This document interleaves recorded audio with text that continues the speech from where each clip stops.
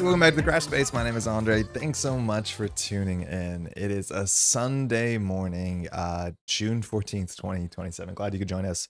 I said 2027. I regret that. I'm not going to be able to take the intro again. 2026. What's up? We're back. We, mind you, streamed on Friday, and this weekend has been pretty busy. Busier than, I guess, warranted for some more Marvel Champions play to some extent.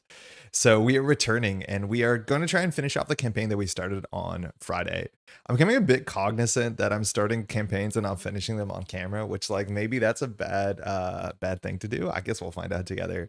So we started this deck on Friday, and it's a rogue deck. And I do want to say Rogue is the least played character in all of Marvel Champions for me, and it's mostly, well, for two reasons. I mostly play solo, and her kit, some of her cards just don't work or don't give you full functionality when you play solo, which is a downside, but I mean, you want to make interesting characters for all player counts, I reckon. So she's a cool multiplayer character is what I'm trying to say.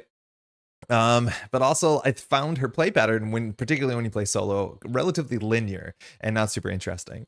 So what we did for this deck is we built a deck in which we have all these sort of cards that require you to have certain traits, right? Like if you want to play this card called Reboot, you need to be an android, or you can interact with a friendly android. And we have a way to make ourselves android by using touched. And that's the idea of the deck, is we have like all these different synergy packages, and we're trying to get access to them so that we can do cool things. And we played this already on Friday. We got only 2 games in.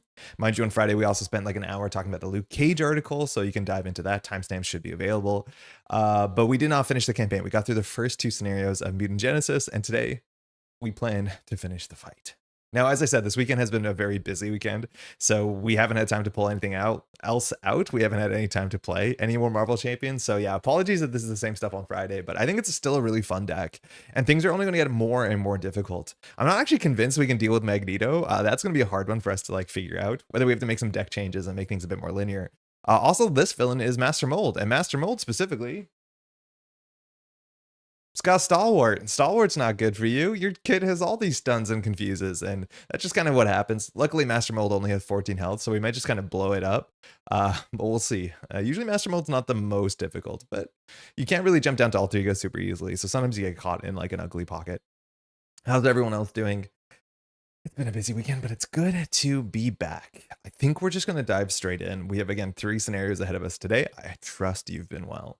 Now, we can do a small deck dive. If you want to see the full like deck dive, you can watch it on Friday. They're timestamped in the description.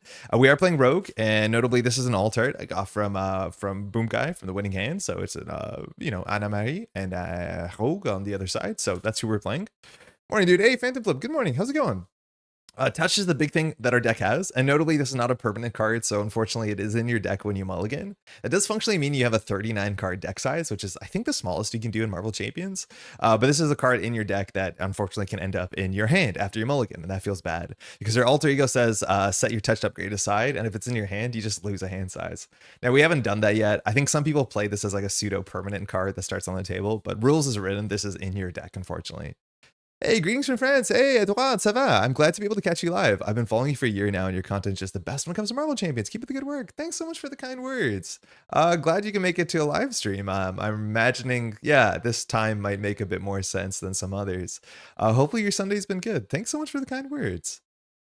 Yeah, so this is Touched. So Touched is a card you can attach to a character, and then based off of what kind of character you attach it to, you gain one of these 4 traits. Now, the first problem is in solo, you cannot touch yourself. Take that, Mr. Kellogg's. Yeah, so you can never get Stalwart because there's no hero you can attach this to. This is attached to the text that Touch just says attach it to another character, so you can't attach it to Rogue, which means we just lose some text, and you're gonna see a whole bunch of the cards say like, oh, if you have Stalwart, you get this benefit instead, and we just can't access that. And that is like the beginning of why like I think Rogue and Solo is much less interesting, so that's fine. Getting the aerial trait matters for 1 card. Getting Retaliate 1 is totally just okay. Getting Overkill is surprisingly not very relevant in this deck. I don't entirely understand that text because it doesn't really work with her cards. Now, her cards usually come with this sort of text box where we have a whole bunch of events like this that say like, depending on which of the 3 traits you have, of the 4 traits we can get access to, I guess we don't care about having Overkill. This gets better. A 3 for 6 is okay. A 3 for 8, if you have aerial, is like swinging web kick. I mean, that's not bad. The issue is that the only way to get aerial is to attach this to a minion, or sorry, to an ally, not a minion. If we have done this to the villain, we get stun, which is really, really good. And the thing I just always was spamming when I was playing Rogue solo, you just keep stunning and confusing the villain, of course. Now, Master Mold has Stalwart, so that's no longer a thing that we need. However, if we have Stalwart, we draw a card. Now, if I'm not mistaken, Touch says that we gain all the traits of what we attach it to, but traits are the things like Sentinel and X-Men and Shield Spy and all that sort of stuff. So we actually can't gain Stalwart from Master Mold if we touch Master Mold. So yeah, ultimately, there's no way for us to get Stalwart to draw a card, and the stun's going to be useless. So unfortunately, this card has no text besides 3 for 8, which, I mean, that's okay, but this is going to be a problem with playing solo and playing against a Stalwart villain. The one thing that I don't totally get about this card is like a 3 for 6 is okay, but ideally you want your 3 to 6 or your 3 for 8 to have Overkill. And the issue is like there's no way to make that work. I don't know why that's the case, but if you attach your thing to a minion, you get Overkill. But if it's on the minion, that's the one that you want to hit Overkill with, and you want to hit it for 8 damage. But there's no way to do 8 damage to a minion with Overkill, which is like why this card would be kind of interesting. The best you can do is 6 damage with Overkill, which is like not awful, but that's like at the cost of not getting stun or drawing a card in theory. So like, I don't know, it's pretty expensive, but yeah, kind of weird. Going Rogue, I said we would do this pretty fast, but going Rogue is similar. We can either remove 5 threat, we can confuse the enemy, or we can't draw a card because we can't get Stalwart. That's not terrible. That one's okay. We like that all the time. Energy transfer, I've been like way more impressed with this the more I've been playing it, and it's just because our deck really cares about touching the right character at the right time, because we have way too many touch synergies in our deck, and this just gives you like 2 healing, 2 damage, and a ready, which for 2 cost, and specifically a superpower we can make cheaper, has been surprisingly good. A bulletproof bell, also really good. We just finished the scenario where you can't really block with allies, so you have to block with yourself. And this is another reason why like the linear game plan of just touching the villain over and over again has proven to be super successful. Because you don't know if you're going to be drawing this into your next hand, but this card only does something if you touch is attached to the villain. So it kind of just like pigeonholes you into like touching the villain and passing the turn and just doing that over and over and again. Because the upside's really good. It's 1 cost defense that says take no damage and then gain a tough. So it's kind of like the only access we have to pure stun in this deck when Master Mold is Stalwart. So So this is going to be really, really useful. The problem is like touching Master Mold outside of that has no relevance because all the cards that care about touching Master Mold give Stun or Confuse, which again, this sort of package kind of falls apart a bit against Stalwarts. The last part of Pain, I think, in this list is Superpower Adaptation.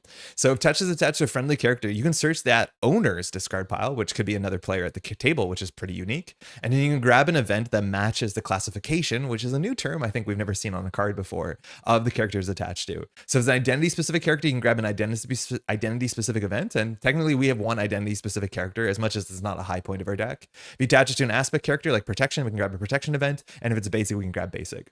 Now, the best part about this card, by a mile, is you can attach it to a hero at the table, another hero, say that the friend next to you is playing Iceman, and then you can grab an Iceman event from the discard pile, which is pretty cool. Unfortunately, we can't do that because there's nobody else at the table and we cannot touch ourselves. The only thing we can do is touch Gambit, which Gambit is not a priority in this deck. So this card usually doesn't do anything. Sometimes you can trade it for your best basic or protection card in the discard pile, but it's like, it's fine. This is a multiplayer card largely.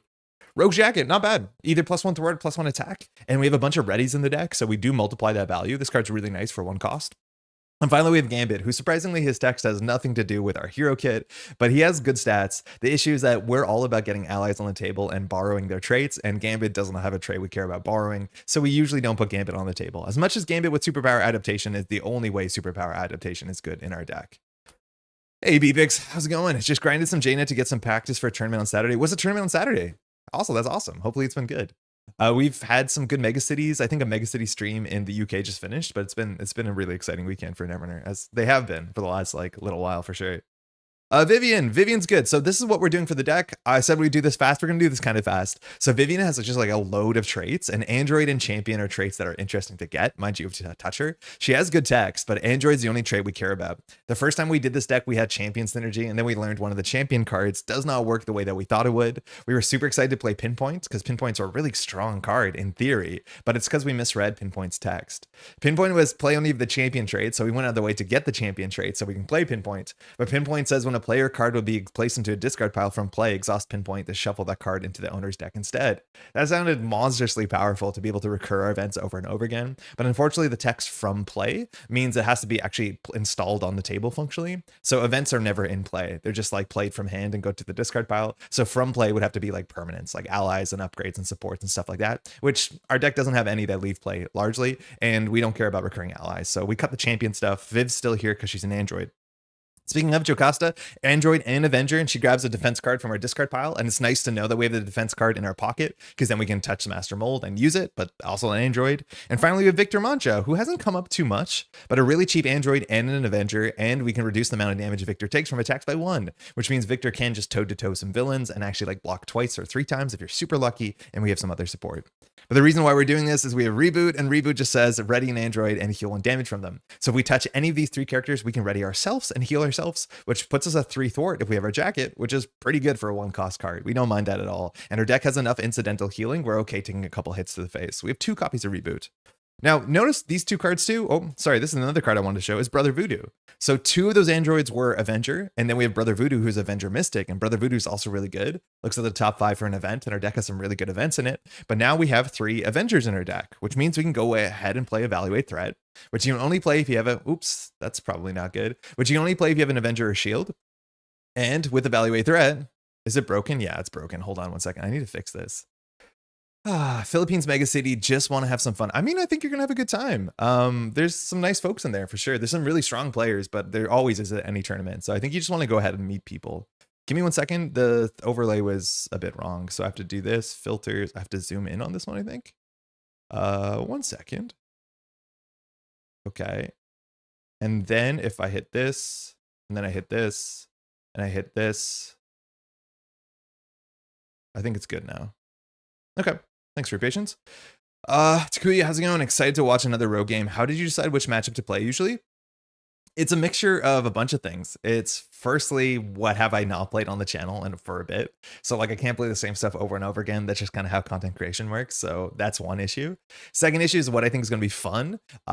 Generally, there's some campaigns I like more than others. And I also understand the difficulty of different campaigns. So like I won't play against the harder campaigns with characters that I don't think can do that super easily or like will be a fun matchup, right? So like this deck is probably not good enough to fight off against what's called the Guardian's Most Wanted, the Galaxy's most wanted, excuse me. So we won't. So we don't. That's another big part of it. And third is just like what's going to be fun. Like Mutant Genesis is really fun. It's a good campaign mode. It's also the pack or like the set that she came in it, Rogue. So she should be balanced around it to some extent. So those are all different things that I want to do.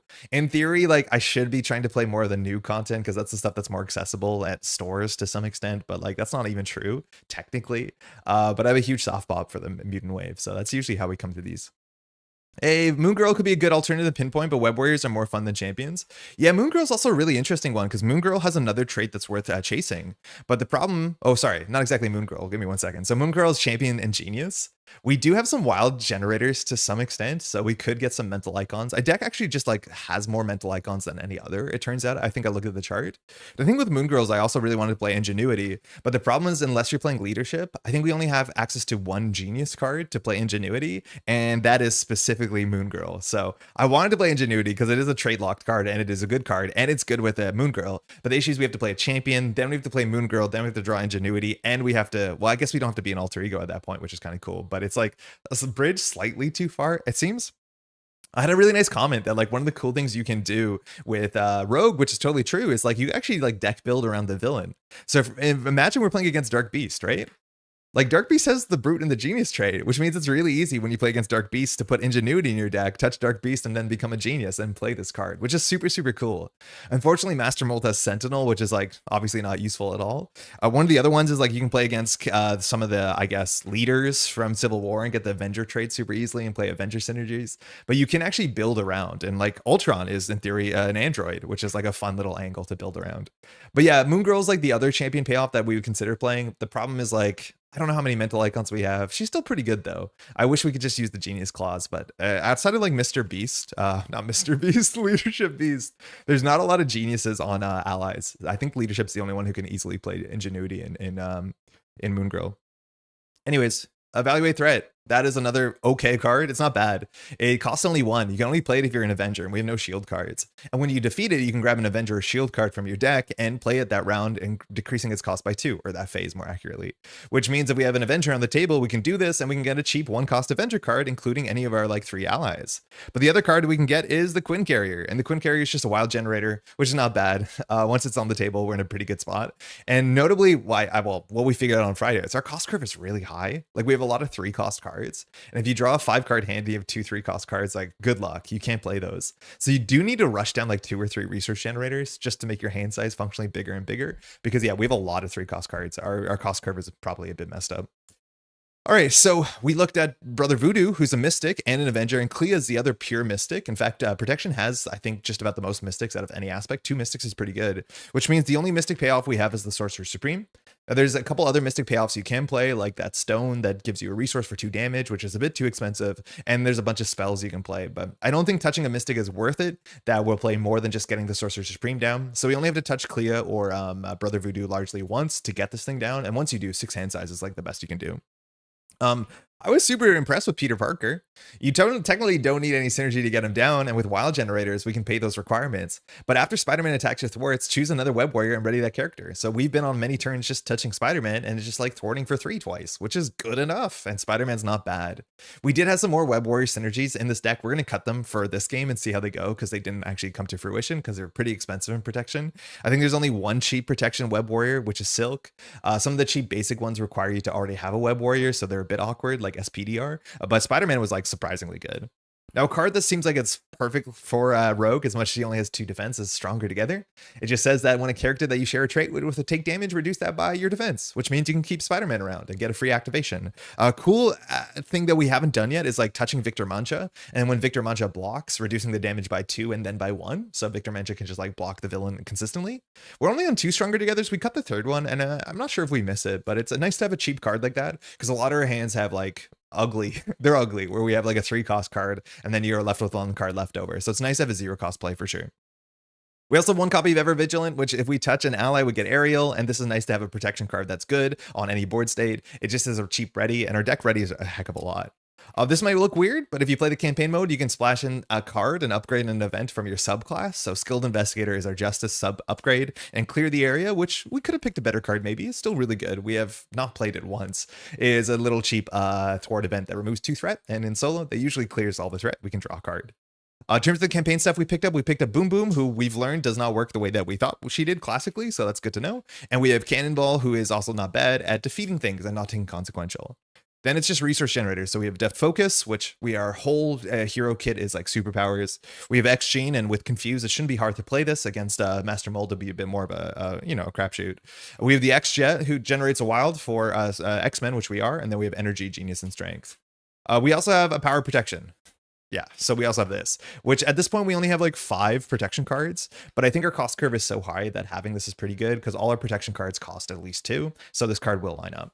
Now, just to show you some of the other cards we did play, at some point we played the Champions package with Ironheart, Spider-Man, and Pinpoint, and these cards are really good. The problem is Pinpoint doesn't do anything for a deck.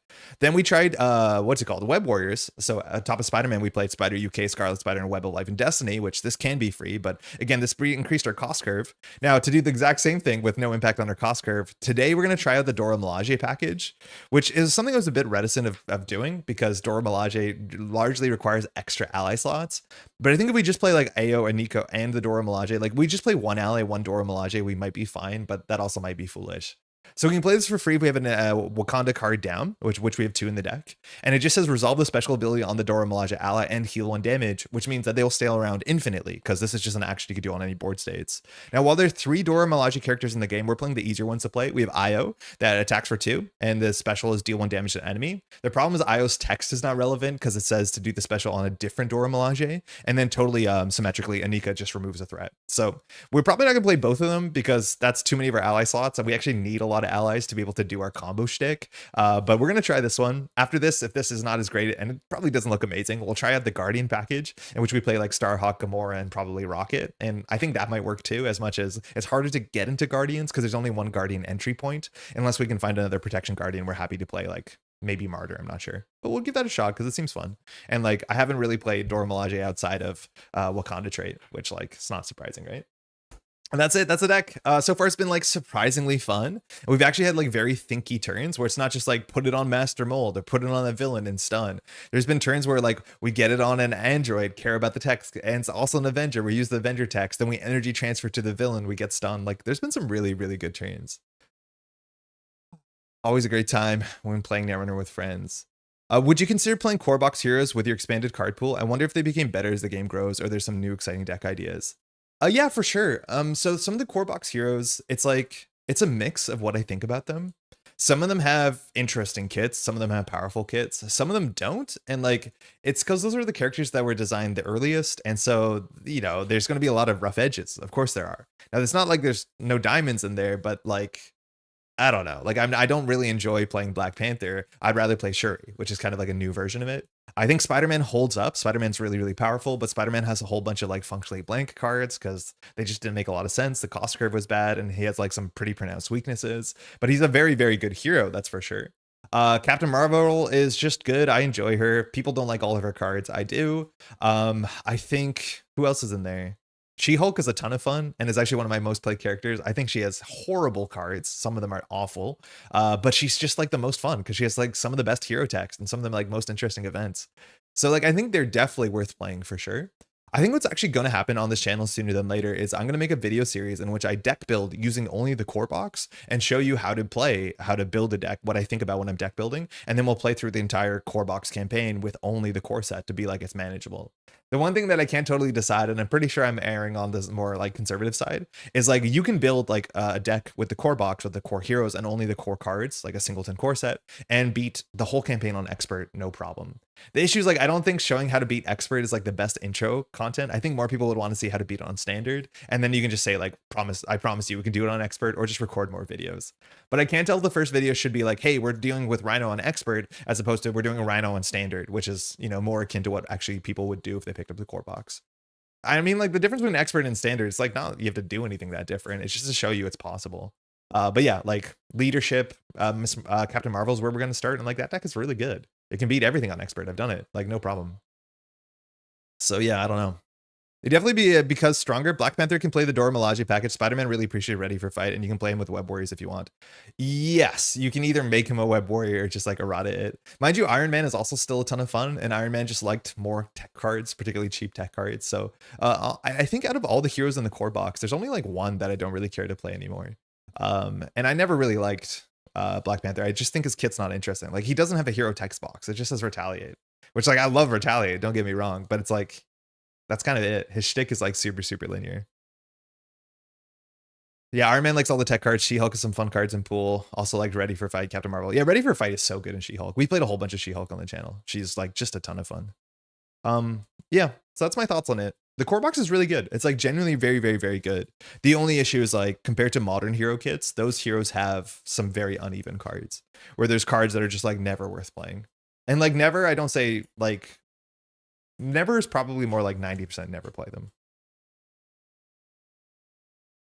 Spider-Man's really good though. Cool. Give this a shuffle. How's everyone doing, my dear? How's Sunday? I feel like the camera's slightly too high. Oh, that seems better, doesn't it? Yeah, that seems much better. Okay, so we're on scenario 3. Usually Master Mold takes me only like 10 minutes when I'm playing off camera. Mind you, games are twice as fast off camera because you don't have to pull up cards and talk and that sort of stuff. Core box idea seems fun. It helps new players definitely, and thank you for the ideas. Yeah, I think like helping new players is really important. Like always when I get into a game, I want to be like, hey, what's the most I can understand about the game the quickest? And usually it's like watching someone having a well-explained playthrough of the core set to give you like an understanding of like, when you play Nick Fury, what mode do you take? That's something that's not super, super intuitive, but it's like, yeah, the more you play, the more you realize it is the way it is usually. Okay, so for the campaign setup, we start at 6 health. That's because that's what we ended at last time. Otherwise, in terms of the campaign setup, it's like super straightforward. Generally, the campaign setups don't modify that much. They're just basically you add a side scheme if you've done the thing, and if you've done the thing in the last scenario, you can also start with one of these random skills or one of these random upgrades. I think they are all skills, which is cool. But that's it. It's like super straightforward. So this is Master Mold. This hasn't been working classically, but it looks like it is. So Master Mold has only 2 minions, and I think they're like the Mark 7s or Mark 8s. They're massive Sentinels. We have to play with the Sentinel set, so we have 6 to 2, I think, maybe less. I forget which ones we do and don't have. And then Zero Tolerance is still here, which has the other one. So there's Sentinel Mark 2. And Operation Zero Tolerance is back in the bag or back in the encounter deck, but it is what's it called? It is not permanent, so you can't get rid of it. I think Master Mold is just like a way less flavorful version of Project Wide Awake that's asking way less interesting questions. The only difference with Master Mold is the character that like creates, you know, bots. So whenever Master Mold would technically scheme, instead Master Mold doesn't get a boost and like pumps out a Sentinel. The thing is, like, Master Mold will scheme, and you can't stop Master Mold from scheming, but I don't think there's a lot of cards that say Master Mold schemes besides the advanced or advanced equivalent Dark Designs in Standard 3. So, yeah, I don't know. Master Mold is just, like, way less flavorful to me, and you just play with so much of the same cards, or so many of the same cards. It's, like, it's definitely not my favorite part of this box, but it is, like, the one outlier for this box, and usually that does happen. All right, the Sentinel Factory. So we're playing stock Standard besides Standard 3 and on Expert. We're putting the Magneto ally into play under the first player control, which is nice because Magneto loves destroying minions, Sentinel minions, and Jubilee's here as well because Jubilee is part of the campaign, and we've rescued Jubilee and we want to keep her safe forever. She is the best. So just to show you Magneto's really good. Magneto comes in with 5 health, thwarts for 2, attacks for 3, which is already such a great start.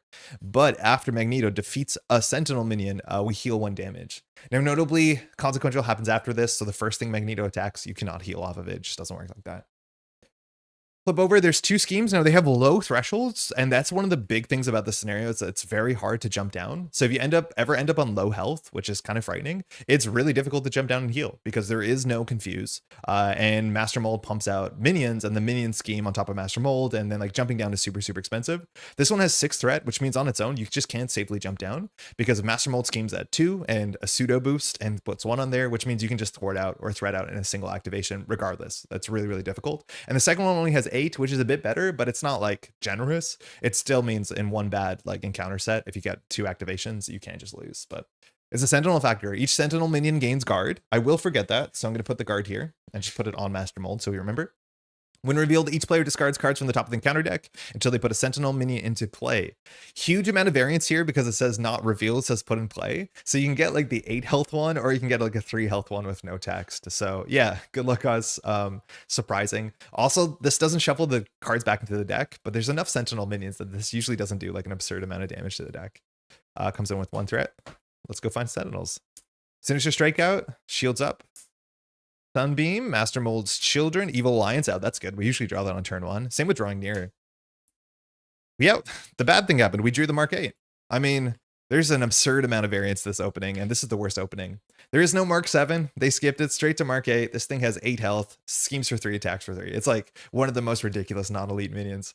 After this minion engages you, attach the topmost sentinel attachment from the discard pile to this minion. I'm not sure if that works, because notice this doesn't say when it's revealed. This says after it engages you, but these cards are discarded, I think, directly to the discard pile, which means... Jesus. Like, why did this happen? There's so much variance to the setup. I think these are in the discard pile. I think they get discarded straight into the discard pile. But now it has retaliate 1 in 10 hit points.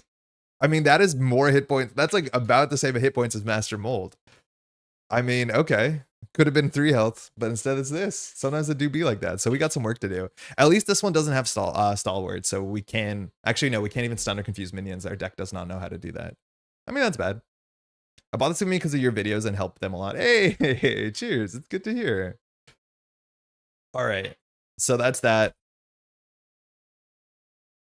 Great. Cool. Find the prisoners. We have to decide how we want to deal with that. So find the prisoners has 3 threat on it. This is part of the campaign. So it says when revealed, each player searches their deck for an ally and places face down underneath here, so the ally won't be around.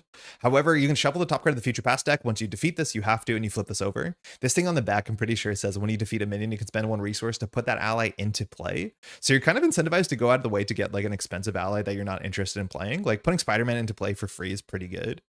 Putting a Nika or Io into play for free is also pretty good. I think Spider-Man's technically the upper like limit of this, of what we want to do. We have, mind you, 5 damage on the table. We have 7 damage. So we just need to find 3 damage to knock out the Sentinel. So it's possible. We also could just get Gambit out of the game, which is good fun. But I think putting Spider-Man underneath there might make the most sense because it doesn't require any other synergy to hit the table. We just need to get Spider-Man. Spider-Man Sentinel Mark 8 cosplaying as a Thunderbolt. I mean, like, yeah.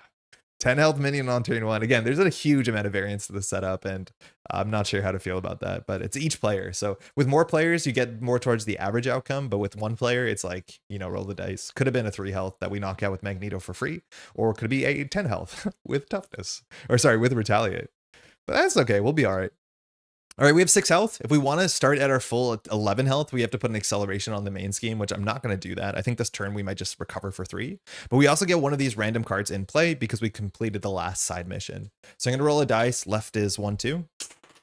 So we're going to get the left one. It's called Bodyguard. These are cool cards, and they got their own art, which is good. So this is Bodyguard. Generate 2 wilds as a hero resource for a defense or thwart event. We have 2-cost thwart events. We don't have 2-cost defense events. You also draw a card and remove this from the campaign pool. So this is sick. This is like +3 resources on a given turn. So we can just get our 3 threat removal card and draw a card. I mean, that's sick.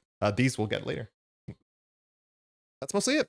I think we're off. So the only thing we have to watch out for here is our alter ego setup says put touched side. So if we mulligan into it, it's a disaster. So far out of 2 games that hasn't happened yet, but it's only a matter of time.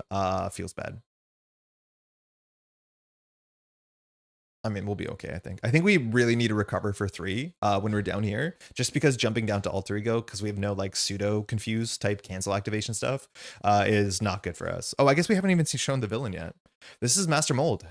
Schemes for 2, attacks for 3, which is not bad. Stalwart and toughness. When Master Mold schemes against you, you discard the cards from the encounter deck until Sentinel minion is discarded. You put that into play, so you don't do any when revealed text. And then you don't give Master Mold a boost card, so Master Mold will just scheme for 2. The thing is, if that happens during the villain's main activation, then the minion in front of you will now scheme as well. Because you first do all villains, then after the villain's done, then you check if there's minions, then the minions go. It's the same idea with Ultron spawning drones. So it's easy to miss sometimes. It means if Master Mold draws like a, you know, a scheme encounter card, like Dark Designs or Advance, that won't activate against you, but during the basic activation it will, which is why like 6 threat usually doesn't survive a single activation on solo. Okay, our mulligan strat. We're an event-based deck, so there's not a lot of upgrades we want to get. Best case was opening with the depth focus, or even better to some extent might be X-Gene, because we can only play that in alter ego, and we're probably not going to be able to get to alter ego. I do want to say one of my favorite parts of this game is alter ego in hero mode. Like jumping down to alter ego is the coolest thing, and scenarios in which jumping down to alter ego is like prohibitive, like you just can't do it in solo, are usually the scenarios I don't play a lot, and I do think this is one of them. We probably will never return to alter ego this whole game. All right, energy, not too bad. It's a double resource. We have a very expensive cost curve, a lot of allies too, more than we usually play, so that's obviously worth keeping.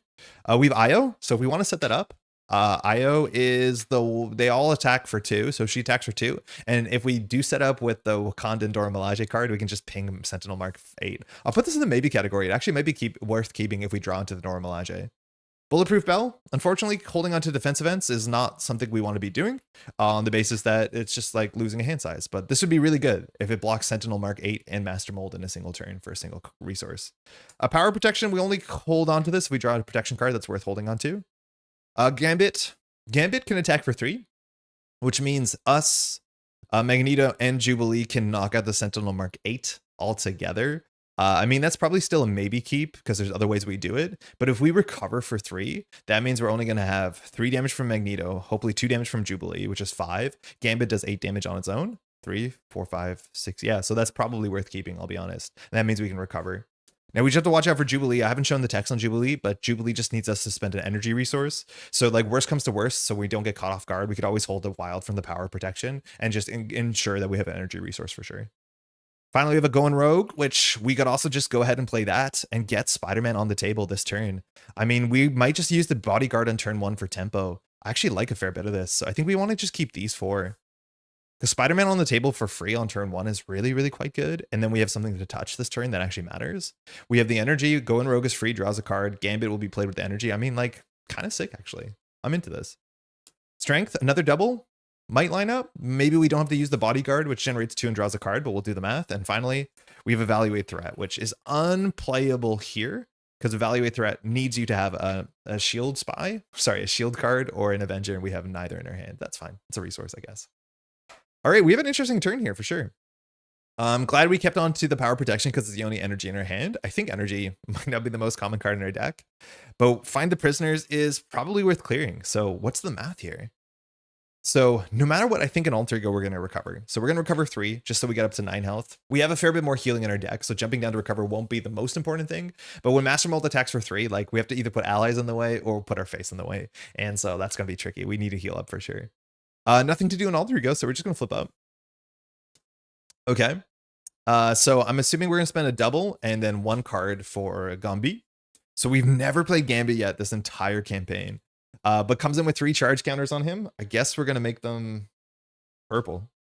And then when Gambit attacks, he can do remove a charge counter to deal damage to any enemy, which is nice. It's not an attack, so that part won't take retaliate, but Gambit attacking will. We have no real reason to keep Gambit around, unless our superpower adaptation, which like maybe. Well, that's Gambit. So again, we have 3, 4, 5, 6, 7, 8 damage. So we can put the consequential, we can heal it from Magneto and use the retaliate and put Gambit at 1 and block with Gambit, which is fine. When we knock out Find the Prisoners, I believe we need 1 more resource for it. Because currently if we do the strength into Go and Rogue, we can knock out Find the Prisoners, which puts Spider-Man, I think, in play on the backside of that. I think we just need to check the back of this. The back of this is Rescue Captives, and I'm pretty sure it says that when you clear this, you have to spend a resource. So after you defeat a Sentinel minion, spend a resource to choose a face-down ally under this card and put into play under your control. So we actually can get Spider-Man on turn 1. We just need to keep a resource in our hand, which means we have to use Bodyguard here. I think we have to use Bodyguard and hope that we... Because if we just do Go and Rogue, we can't draw a card off Go and Rogue because there's no way for us to get Stalwart, which really stinks. And that will just clear Find the Prisoners. But then we only have 3, 4, 5, 6, 7 damage unless we use this on Jubilee. So I think for our turn to make sense, we have to use Bodyguard here. So like we're just going to tempo this out and then it's gone so we don't forget about it. But I think that's a pretty good turn still. Okay, so we'll start with Bodyguard. We, in theory, should have done this first before committing other cards because this would have drawn a card. So we'll generate 2 wilds. We'll draw a card and remove this from the game. So we're going to draw a touched. Okay, we forgot about this. Good that we didn't draw that. I'm really glad that we drew that naturally, but we're meant to draw another card. That was meant to be put into play. So we drew a Southern Cross, which that's totally acceptable. And now we can play the Go and Rogue, and it's not touched to anybody, so we're not going to get any active text on this, but that's totally fine. So Go and Rogue is just going to remove 3 threat from Find the Prisoners. Okay, Find the Prisoners here is going to clear itself. So when it clears itself, there are 3 cards. Why not attack with Spider-Man for 2 instead of the resource on Jubilee? Because the only way we can get Spider-Man is by defeating a Sentinel, right? You'll see in a second, but we don't get Spider-Man from clearing this. We have to clear this and then defeat a Sentinel to get Spider-Man. Otherwise, we would, yeah. But I think we're just going to use Spider-Man to do like basic tempo stuff. Yeah, you'll see on the back, excuse me, in a second, but you have to defeat the Sentinel to get Spider-Man. We don't just get him. So there's 3 cards here. 1, 2, 3, 4, 5, 6. We're do 1, 2 on the left, and these are cards from the future past. So far, we've only knocked 1 out of these from the campaign, and there's already still 1 in the deck. We've only knocked out 1 of the big minions. So 1, 2, 5, 6. I'll just shuffle this a bit more. So 1, 2 on left. So we're getting this in the deck. We can't look at it, but that will be shuffled in. We can't look at the set aside ones, obviously. All right, so we flip this over. It's rescue captives. So this comes in with 1 charge or something on it. No, after you defeat a Sentinel minion, spend a resource of any type to choose a face-down ally under this and put into play under your control. So that's why, because we have to defeat the Sentinel first to get Spider-Man. Yeah. All right, so Spider-Man is still trapped, but we can rescue Spider-Man. But we have to just defeat Sentinel Mark 8 and spend a resource. And unfortunately, our hand has extra resources, and we won't be able to use the Southern Cross. If we got a 2-cost card, we'd be lucky. Unfortunately, we got a 3-cost card. Master Mold only has 14 health, so like keeping resources or keeping like Southern Crosses for Master Mold makes some amount of sense. We can also make it do 8 damage by actually touching an ally, which is like kind of cool, but slightly awkward here. Again, I'm glad we kept on to this because it's our only energy. So first, we're going to start with Jubilee. So Jubilee can exhaust herself and spend an energy to do 2 damage. It's not an attack, so it doesn't take retaliate. Then we'll do Gambit. So Gumby is going to attack. He's going to use a charge to ping for 1, and then he'll attack for 2. He takes Consequential and Retaliate down to 1.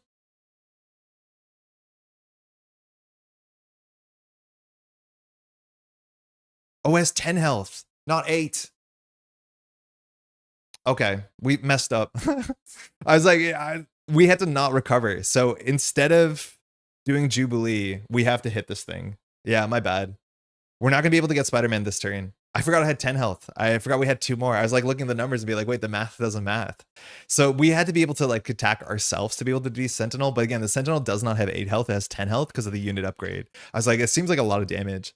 So that means we have to just throw the Southern Cross at it, which, I mean, that's good that we drew the Southern Cross. The issue, though, is we're not going to have a resource to get in Spider-Man. I mean, it's not the end of the world. It's okay. Yeah. Now, Southern Cross, we could have done 8 damage, which actually might have been better. Yeah, there's a better way of doing this. Okay, so let's rewind this. Okay, so the question is, this is at 10, so we haven't done anything. So Magneto heals when he defeats it. So we're kind of incentivized to do that into Magneto to defeat the Sentinel Mark 3. Then he won't take the Retaliate, will take the Consequential, and won't heal. So Magneto will be on 4 if Magneto defeats it instead of less than that. If we defeat it with Gambit, that's better because Gambit will be on 2 health. But I'm pretty sure Gambit's going to be chump blocking for us next turn because we don't care about Gambit. Can you use all the Gambit counters at once? No. Anytime that it says like interrupt, that means it's only once per ad. The thing that's interrupting, it'll tell you that you can do that as many times as you want. It'll say remove X charge counters to do X damage, something like that. Or technically that will do only mass damage. But yeah, any kind of time that there's a text like this, unless it tells you can do it as many times as you want, you can only do it once, unfortunately. Unless we can activate Gambit again. How's it going, by the way, Scott? That'd be pretty cool, though. I'd be okay to machine gun out a bunch of cards. But yeah, there's only one attack to interrupt when Gambit attacks. Okay, so this is going to go through no matter what. If we do this last action, we don't take damage, which is fine. We don't want to take damage. So we could just say Gambit's going to be our blocker. So I think we're going to do the Gambit thing. So when Gambit's going to attack, Gambit's going to ping 1 damage off of Master Mold. And because this is not an attack, it beats guard. So we're allowed to do that. Then Gambit will do 2 to the Sentinel and then take 2 consequential or 1 consequential, 1 retaliate. Then we'll pitch 3 for the Southern Cross. After we touch, I guess, let's just touch Magneto. So we have Magneto's powers, but we're going to go ahead and Southern Cross. So this is now attached to an ally. And when touch is attached to an ally, it has aerial. So that means that this thing will actually do 8 damage, which knocks out the Sentinel.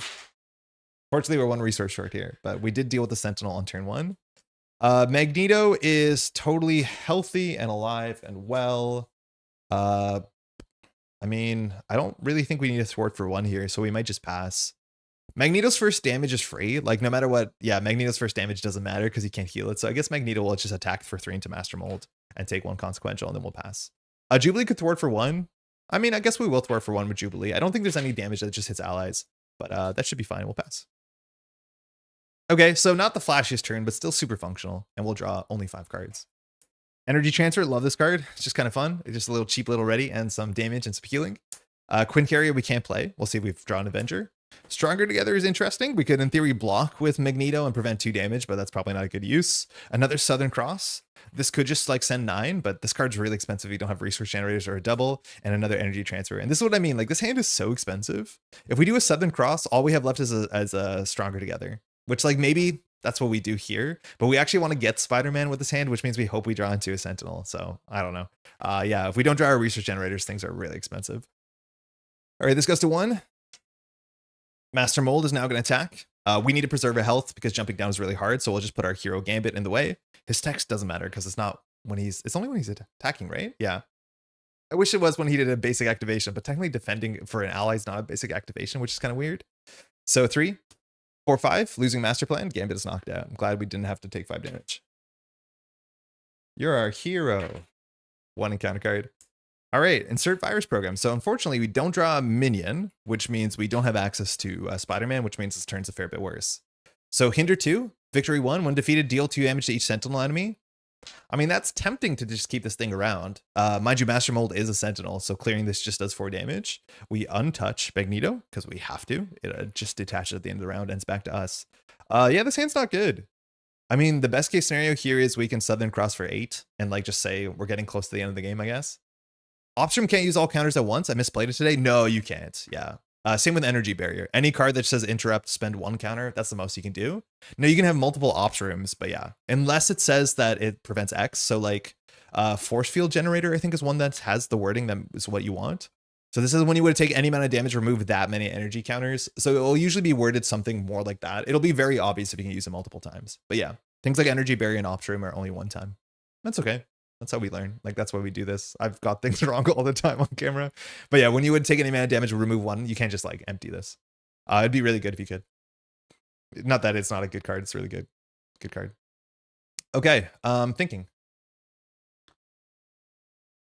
Okay, so this will go up to 3.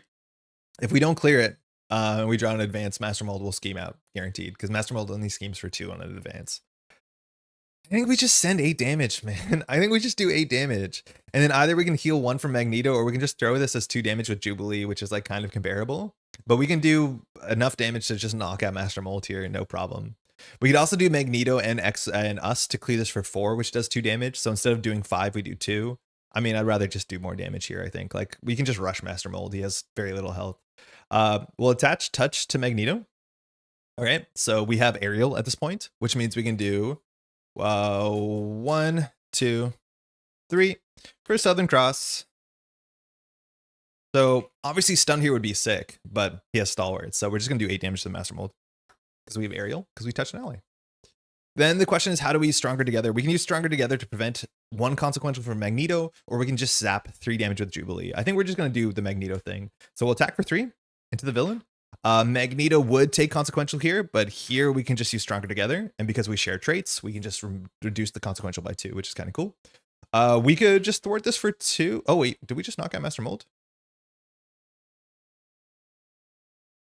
We did. Ooh, I didn't intend to do that. We got carried away. I don't remember what's on Master Mold 3. When Master Mold, oh, it's fine. We can just do this on Master Mold. We're going to get attacked. So we knocked out Master Mold. Congratulations. That was round 2. Master Mold 3 has Stalwart and Toughness. Hits like a truck, though, at 4 attack base, which is pretty surprising. When Master Mold schemes against you, is the same text. Put a Sentinel into play that you discard. Do not give a boost card. Okay, that's fine. Jubilee will literally just ping the Toughness. We'll pass. Hey, Nocturnal, how's it going? Hopping in to say here at MC Meetup shared stream. Hope it goes well, homies. Thank you, Matopper. Enjoy your Sunday, man. Having your meetups on Sundays is quite cute. All right, so there's only 1 more Southern Cross on the deck, but if we draw Southern Cross, we have 8, 9, 10, 11, 12, 13, 14 damage, 15 damage. So we need to find Southern Cross and something else. Now, minions will show up and they have guard, but like Master Mold numbers just got bigger. Bulletproof Bell. Ooh, this is what punishes us for not touching Master Mold. When an enemy with touch attached to it, prevent all damage. Sucks that we don't have that text, but there's only 1, so it wasn't worth playing around. But this is why this like really incentivizes you just to touch the villain and not care about the other cute stuff. Dora Milaje, I don't want to play that for 3, so we'll see if we get Anika. I think is the last one left. Clear the area. It can clear very easily. Insert virus program, which is nice because we can thwart for 2. Clear can clear for 2. Ever Vigilant can clear from the main scheme, which is nice. So this is expensive, and we have Boom Boom, who is she's cheap. I've never played her right until Friday. She only hits 1 thing for 2 damage, it turns out, but that's okay. This goes to 3. The villain's attacking us for 4 and a card. We don't want to put Jubilee or Magneto in the way. We could defend for 2, but I think we're just going to take it into the face. So 4. 5 on Sentinel Mark 2, so we take 5 damage. Down to 4. We draw an encounter card. It's unfortunately still not a minion. We just wanted a minion here. So when defeated, the player who defeated the scheme. Okay, hold on. Searches. Discards cards from the counter deck until Sentinel minion was put into play, engage with them. So at least we can get a Spider-Man through this. And maybe we do just get a Spider-Man through this. We definitely need an ally to block here, which is a bit expensive, but we are getting there. So just to show us on the table what sort of damage we have, we're kind of incented to put Bulletproof Bell on or Touch Master Mold, so Bulletproof Bell works. But currently on our board state, we have 3, 4, 5, 6, 7 damage, which knocks Master Mold to about half. We could play Boom Boom, which is another 3 damage, which puts us at 10. We could maybe clear Virus Program, which does about the same because we have to spend 2 thwart on it. So weird. Okay, so clear the area is 1 for 1 that draws a card, and then we can just play Ever Vigilant and call it a day. Intruder Alert just means that we can't deal with the main scheme, but like anything that we grab from this has guard, and ultimately guard is not something we want, and this just grabs a random one. So once again, you do just put it into play, which means you don't do any when reveal text, but it could be 8 health, it could be 3 health, and that's like not a gamble we want to take here. So I think we're just going to throw damage into the face one more time, and then just like try and Bulletproof Bell Master Mold if we can keep it. So if that's the case, we could draw off of this. It wastes no damage because when we clear Insert Virus Program, we do damage anyways, so we might as well. So I think we're going to thwart for 2 off of this. And then we're going to play Boom Boom, or I guess we'll play the Dora Milaje. Yeah, no, it doesn't matter. Boom Boom. No, Dora Milaje we're definitely not playing. It's way too late in the game somehow. Well, we'll play Clear the Area. Clear the Area just removes 2 threat, and we can draw a card because we cleared it. It's a reboot, which we have no androids here. But when Insert Virus Programs goes, it does 2 damage to every Sentinel, and Master Mold is a Sentinel. Okay, so this is 4 cards, which means we can spend an Ever Vigilant and then just keep a Bulletproof Bell, and I think that puts us in a good spot.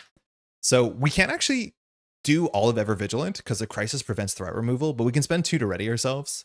The other options, we just spend 2 on Boom Boom, and Boom Boom does damage, and that's probably better because it's just better. So we'll spend 2 on Boom Boom. She's one of our allies from Project Wide Awake. So after Boom Boom attacks an enemy, and she will, so she's going to attack for 1 into Master Mold, we place a bomb counter, and then we do 2 damage at the end of the phase to every character that has a bomb counter. So that's 3 damage attack functionally. Okay. I'm just going to touch Master Mold so we can play the Bulletproof Bell and block the next 2 attacks. And then Magneto's just going to attack for 3 into the villain. That's it. I honestly don't know if we're punished for not rescuing Spider-Man. I'm hoping that we can rescue Spider-Man. It says if find the prisoner side scheme is defeated. Okay, so all we have to do is defeat the side scheme. So we're already good. And we won't use Jubilee. We'll pass. We're going to hold on to the Bulletproof Bell because it's good. 2, the X-Jet. 3, Viv, Android. Skilled Investigator. Okay, a bit too late. And Cannonball. I mean, this is the second Research General we've ever seen. All our cheap ones are still in the deck. This goes to 4. Master Mold is first meant to take 2 damage because of the boom counter. That was meant to be at the end of the phase. And now it's going to attack us for 4 and a card. We will throw out the X-Jet. Actually, it's an energy resource. I mean, we still have his Cannonball, so I think that's fine. Maybe Skilled Investigator is the worst card in our hand, but there's a world in which it fires, so we'll do Bulletproof Bell. Actually, no, there's a chance that this is 2 damage, so we will do Skilled Investigator. So we'll play Bulletproof Bell. I don't think this requires us to exhaust. It says when an enemy with touch attached to attacks, prevent all damage. So this is going to do instead of 4 damage. This says if targeted for elimination is attached, deal this as an encounter card. So we won't. So instead of taking 4 damage, we take none, and then we get a toughness. We also have Retaliate, which I forgot, which is just incidental damage. Because when we attach the villain, which is another good reason just to keep doing that, we Retaliate 1. So we're down to 7 damage, which means we should have lethal this turn. Just drawing a minion would be a problem because the minions have guard. 1 encounter card. Okay, it is a minion. So if we can knock this out, we can get Spider-Man. We'll probably still be able to do it. So this is the Mark 3. Excuse me, that's the Sentinel 3. This is Sentinel Mark 3. So it's toughness. When revealed, search the counter deck and discard pile for an energy barrier and attach it. That doesn't really change much. I think it just gives us attack up plus 2. Cool. How does Boom Boom work differently than you thought? Give me 1 second. I'll bring it up. Dynamic Duke, how's it going? So I've always played this wrong. So Boom Boom's text says, after Boom Boom attacks an enemy, place 1 bomb counter on it. I read it as if boom boom was it in the sentence. You generally shouldn't use, like, I don't know what the term for this is, technically a pronoun, but the use of the pronoun it in a sentence that has two subjects or a subject and object is a bit confusing because you don't know if it means boom boom or it means the enemy. I'm realizing that it meant the enemy because otherwise they would use on her because Tabitha is her. Now the reason why that's confusing is the original boom boom put bomb counters on herself, and I do think this might have come out first. No, I don't think it did. I think this came out after.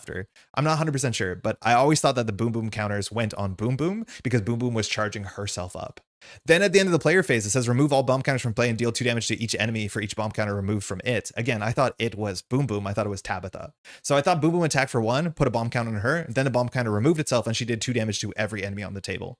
Instead, she just basically attacked for 3. 1, then 2. It's less cool. But I thought she bombed herself, right? So hey, have a great stream. Thank you, Metaver. Also, Brosa Brostar, you should be running one way or another, fetch the helpful side schemes like insert virus program with victory 1, clear the area. What? Oh, that has victory 1, doesn't it? You're not wrong, but like I'm locked into this point. Yeah, this is victory, so it doesn't go to the discard pile. I think I missed that. That's how I thought she worked. She doesn't work like that. But yeah, it is confusing technically because it could be her or it could be the enemy. But again, they usually use she or he or whatever pronouns would make sense when it makes sense. I don't think they've used the they pronoun on a card yet.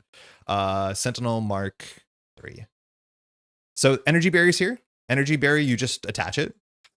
It just says after attachment any attacks, give it a tough status card, and it has +2 attack, which won't matter. So all we have to do here is win with this hand. Shouldn't be hard to win with this hand. If we defeat Sentinel Mark 3, we can go spend 1 to get Spider-Man. Spider-Man does 4 more damage, so this should be pretty free. This comes back, we lose Retaliate, the touch comes off. So what are we meant to do here? We need to ping the Sentinel, so that's where like Boom Boom would be so much better if Boom Boom had the text we thought it. She does, but she doesn't. But like no matter what, each of these do more than 1 damage. Boom Boom does 3, Magneto does 3, we do 2, Jubilee does 2, so I guess we'll just attack for 2 into toughness. Mind you, these have guard, so we have to defeat them. Now, Magneto is going to defeat the Sentinel, so 3 damage knocks out the Sentinel. Magneto does not take consequential.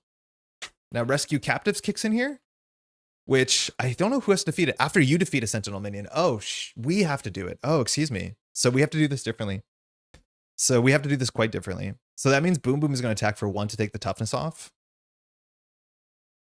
Jubilee is going to throw 2 damage by doing energy, and then we're going to attack for 2 because we have to defeat it, which means Magneto is still ready. Yeah, we have to do the defeating, which is slightly ugly because it's not after it's defeated after you defeat, so we have to do it. We have to spend a resource, so I guess we're going to spend Vivian on this, but we have rescued Spider-Man, and then we just put Spider-Man into play underneath us or in front of us, which means we 3, 4, 5, we have enough damage to still win. So Peter Parker's here, snuck him into play, rescued him. We're going to go ahead and touch Peter Parker, so we're a Web Warrior, and Peter Parker is going to attack for 2. And after Peter Parker attacks, we can ready Web Warrior, so we can ready ourselves. We will attack for 2 into the villain, and then Magneto is going to attack for 3. Magneto does not heal, but the game is over because it's only for minions. That's Master Mold. Yeah, I don't know. Master Mold not particularly anything. It usually is over in about 3 turns because the health pool is too low, and like the text doesn't really matter that much. But that's it.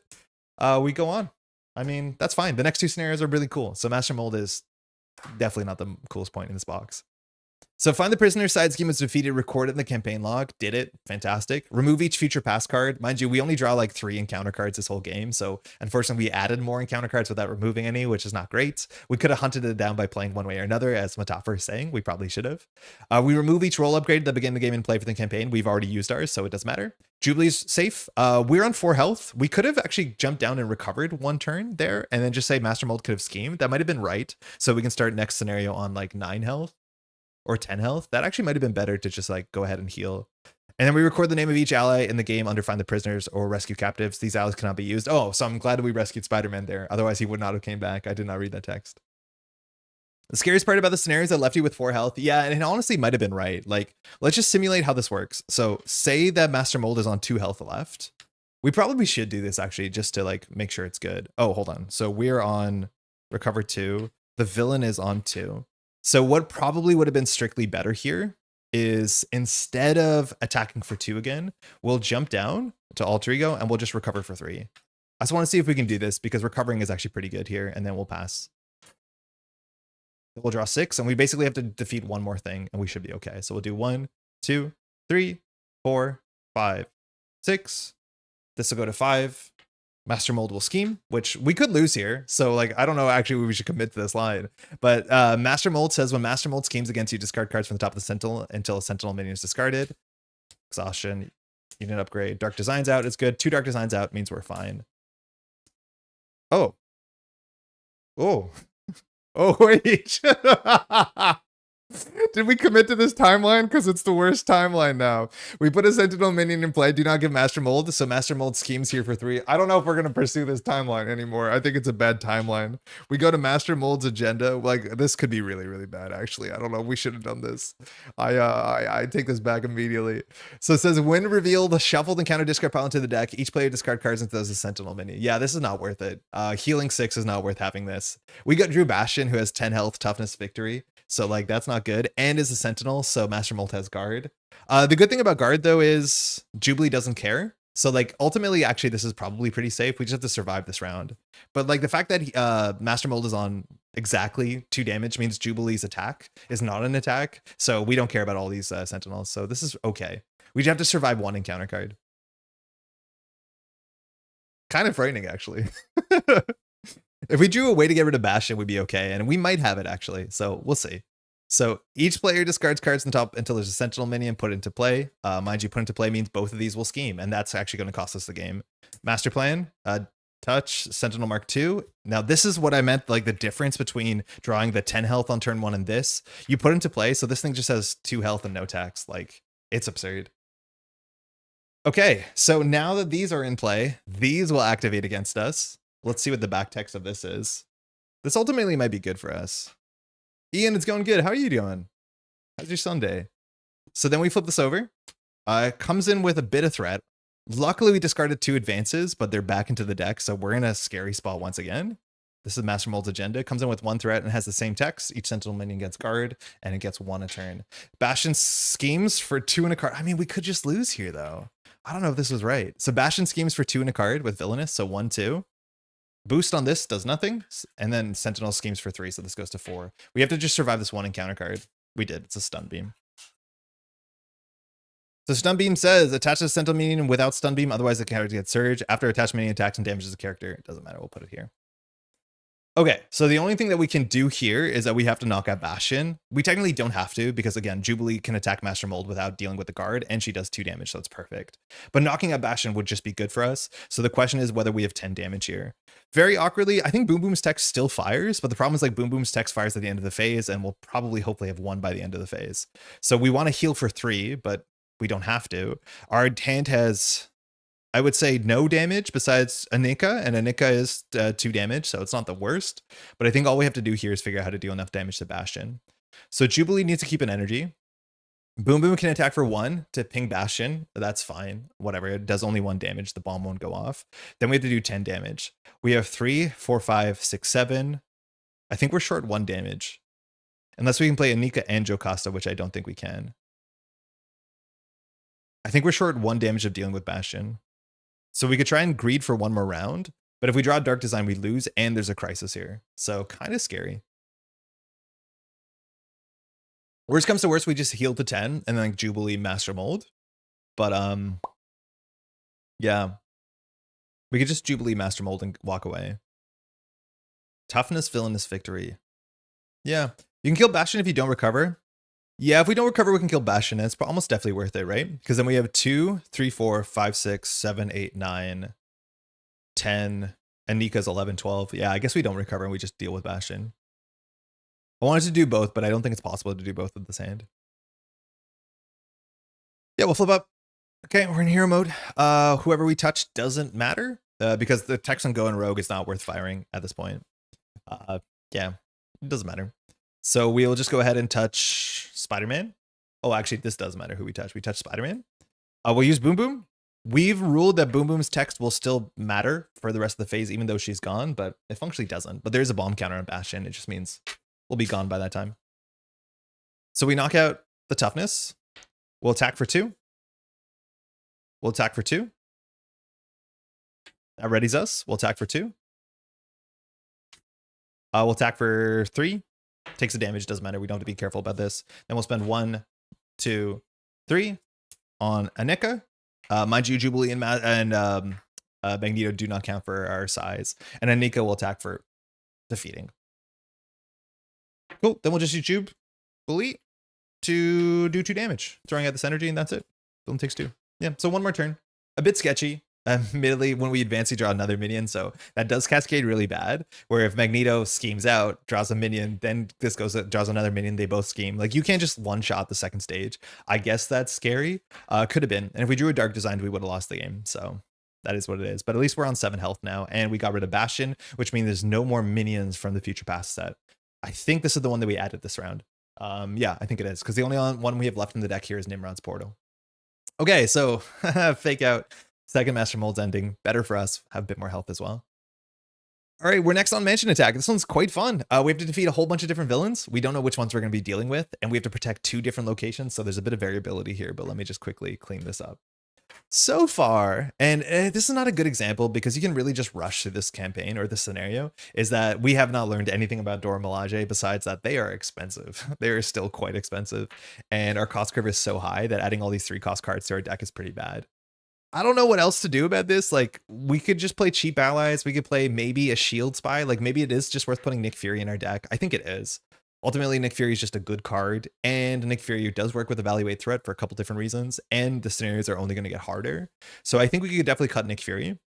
There's another question whether we should be playing the 3rd copy of Reboot and the 3rd copy of Stronger Together, and those are other options we could consider. Mind you, they won't have Stalwart in the next scenario, so we're going to be able to jump down a bit more. Maybe we could keep trying the Wakanda stuff, but like, they're so slots intensive in terms of everything lining up. Man, Spider-Man for free was like really good. Turns out really quite good. Or at least for 1 resource, right? But yeah, there's a chance that this doesn't make sense.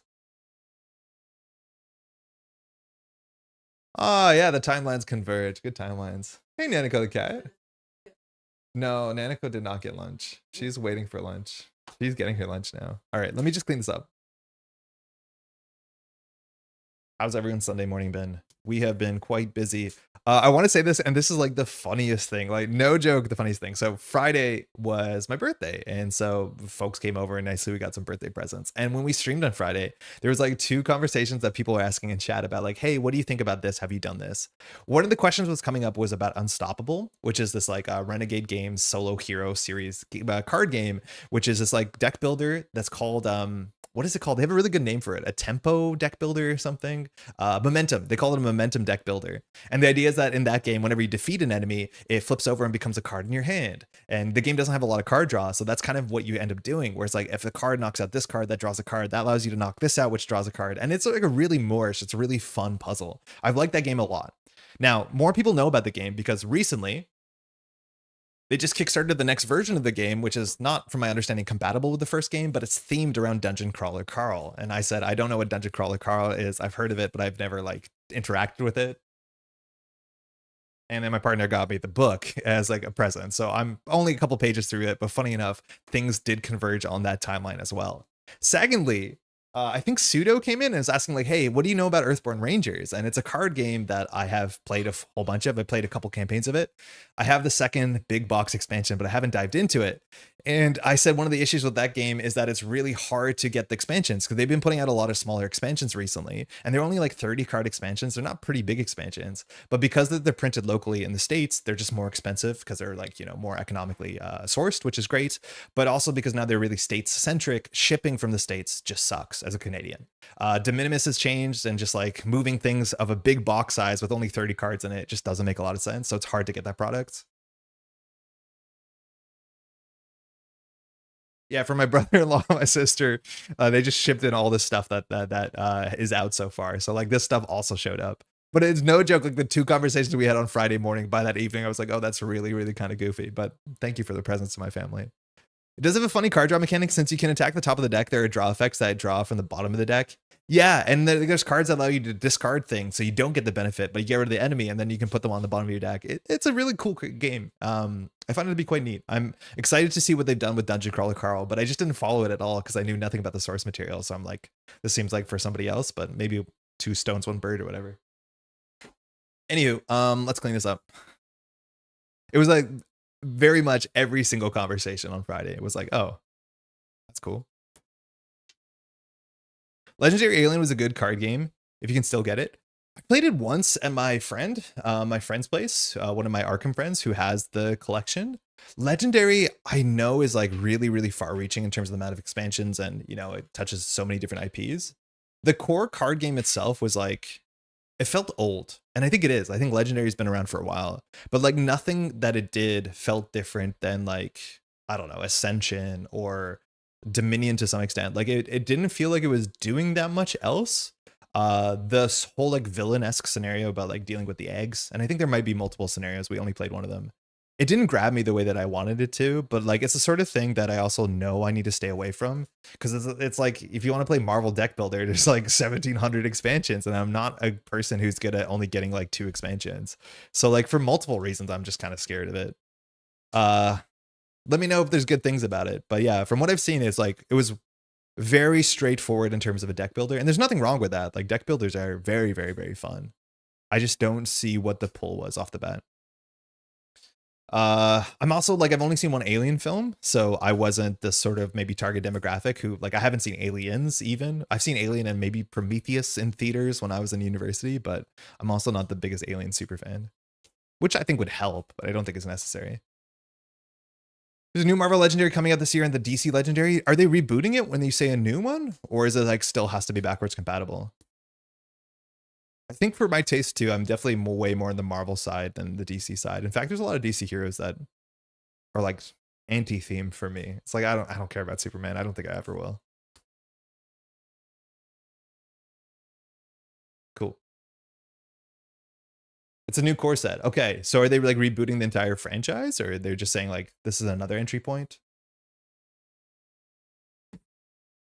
Man, the graphic design in that game also like does not like, man, FFG's really good at making card frames and stuff like that. The graphic design on Legendary, and I know the game's been around for a long time, was also not particularly inspiring. 2, 3, 4, 5, 6, 7. Okay, cool. All right, let's go see what's going on in the mansion.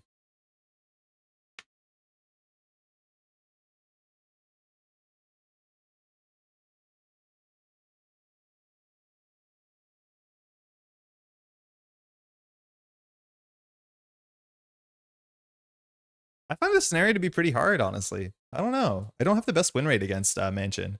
So Mansion, there's 4 villains. It's the Brotherhood villains. So Toad, Pyro, Avalanche, and Blob. We have to shuffle these together without looking at them. So we're going to just close our eyes a wee bit. Do a little shuffle. We'll do 1 cut. And we're going to start with Pyro. Pyro's the indirect damage one. So I think our technology works on this. Villain name Pyro? No, doesn't work at all. Okay, that's good. That's fine. We can deal with this.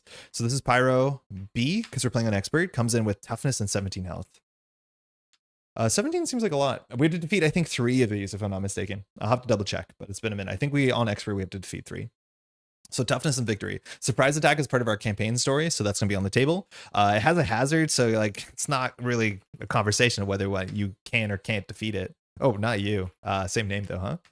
But yeah, we have to defeat this. When we defeat it, we get a nice alter ego action that does a lot of damage to things. Save the schools and environment that explains how things go. And then there's going to be a whole bunch of these 2As and 1A. This is just rules text, but we have to shuffle these. Love for the films probably helps the game more. Yeah, I can imagine so, because it'd be really fun to see like the character pop up, and then understanding that the character's mechanics relate to the character in the story, which like that's really cool. That's a really cool thing about this game too, like Marvel Champions or DC Legendary, all that stuff too, is like seeing a character that you like and then how the designers translated their kit to a card game kit. Like that's definitely part of the charm. All right, it's probably good enough. The Brotherhood strikes. So this is Mansion Attack. We should have this button. So it comes in with no minions, so all the minions are going to be from the encounter sets, but there's a lot of things that snowball for all things on the table, like minions on the table.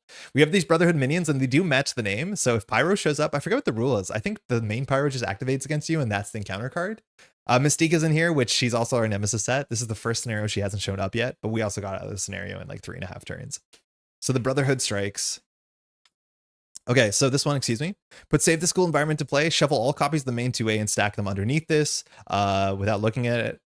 Okay, also create the villain deck, put the top card of this deck in play.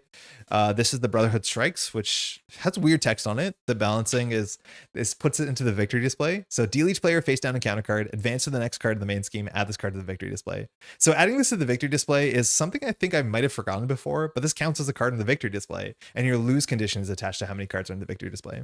So let me just shuffle this really quick. We don't have to add anything to this deck, I don't think. I just want to see if the campaign rules have any more notes. I don't think they do. No. So we have to do expert mode. It's 3 villains. Cool.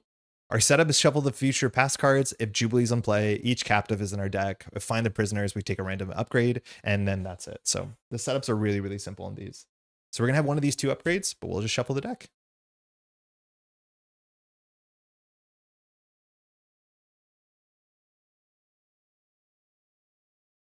Okay, so I guess we can read this while we're shuffling. We just have to remember to get our encounter card. Save the schools in our environment. It says after the villain is defeated, if there are X villains in a victory display, the players win the game. X for us is 3.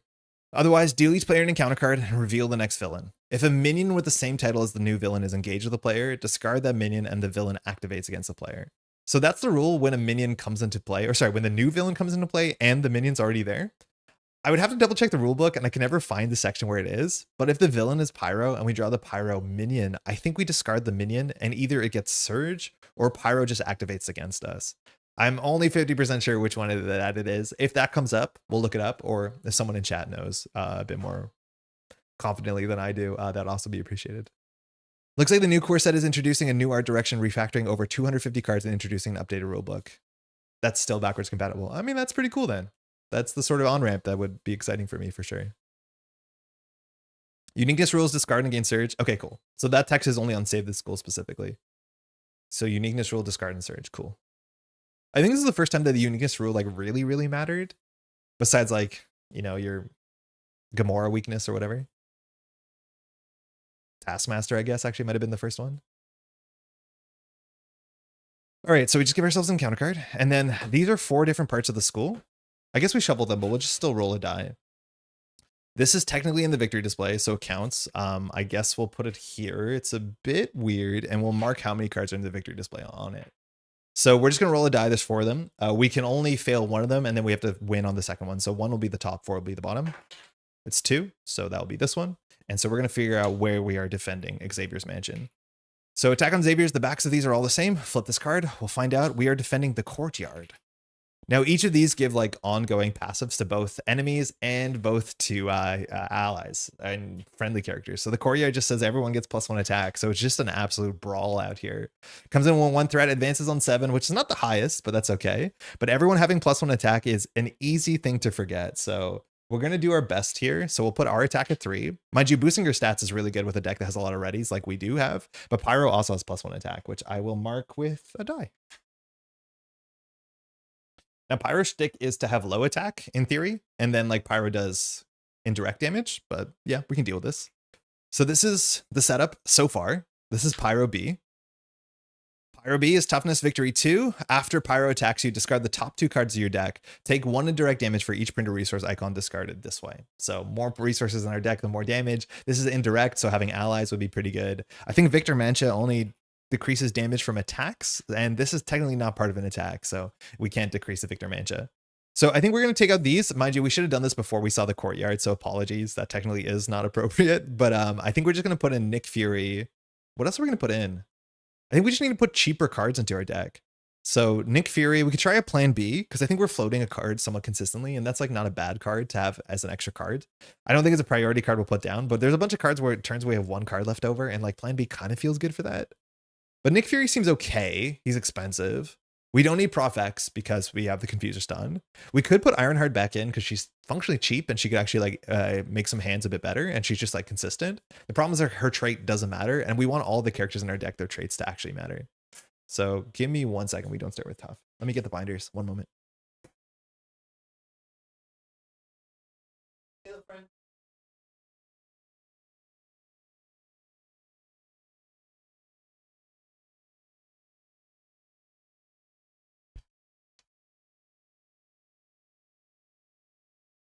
We could also just put some of the cheap like reading cards and protection. That wouldn't be that bad.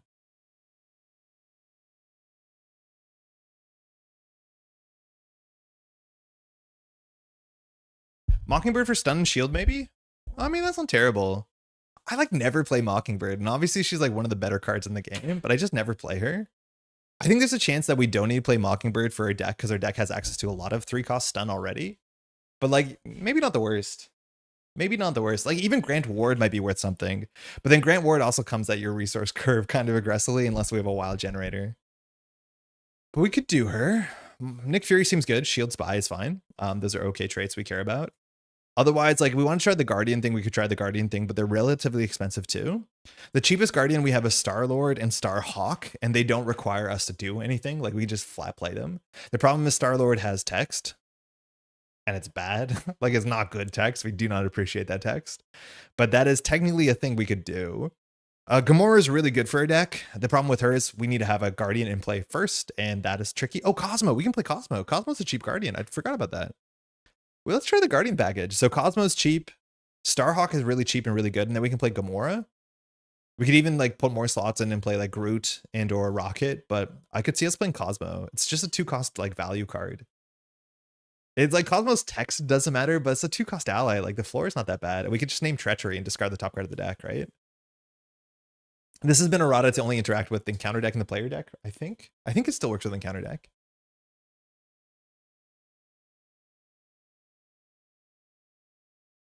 So let's try Cosmo.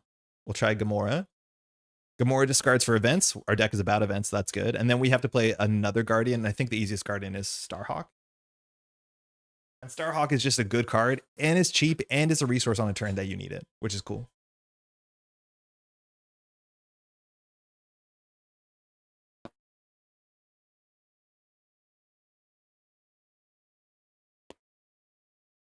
Okay, this could make sense. I ran across a cool idea yesterday for MC. Tailor encounters by putting together your own 7 to 11 standard expert modular set that you include. Yeah, I'd be down for that. Like, man, imagine if every hero came with their own like standard equivalent. Even if it was just an art swap, I'd be pretty happy. But yeah, that'd be kind of cool, huh? Cosmos player in encounter deck. Good dog. Yeah. Yo, Andy, how's it going? Good dog, I'd say. Yeah, I think that's good. Admittedly, Dora Milaje was free, but I think the Dora Milaje package just requires too many ally slots and it's a bit too ambitious. Okay, that's it. Mind you, also Cosmo having +1 attack is good. For us to like really play Cosmo, we should lock into these numbers to some extent. So this thing has mostly treacheries. So we're at 11 treacheries, 4 side schemes. This has 1 treachery. So 12 treacheries, 5 side schemes. This has more treacheries. So we should just always say treachery because there's like 17 treacheries, only like 8 side schemes, and then about 5 minions. So we're just going to say treachery on Cosmo a heck of a lot. Yeah, cool. Okay, let me just shuffle this and we should be off. I really wish that every single box of Marvel Champions came with a reprint of Standard and Expert with card art from that set. I mean, it's like so luxurious, but I would easily pay the extra $2 for it. When it comes to like making these boxes, there's more like a price thing of like, oh, we can make this many cards at this cost, and so increasing that number is not like linear usually.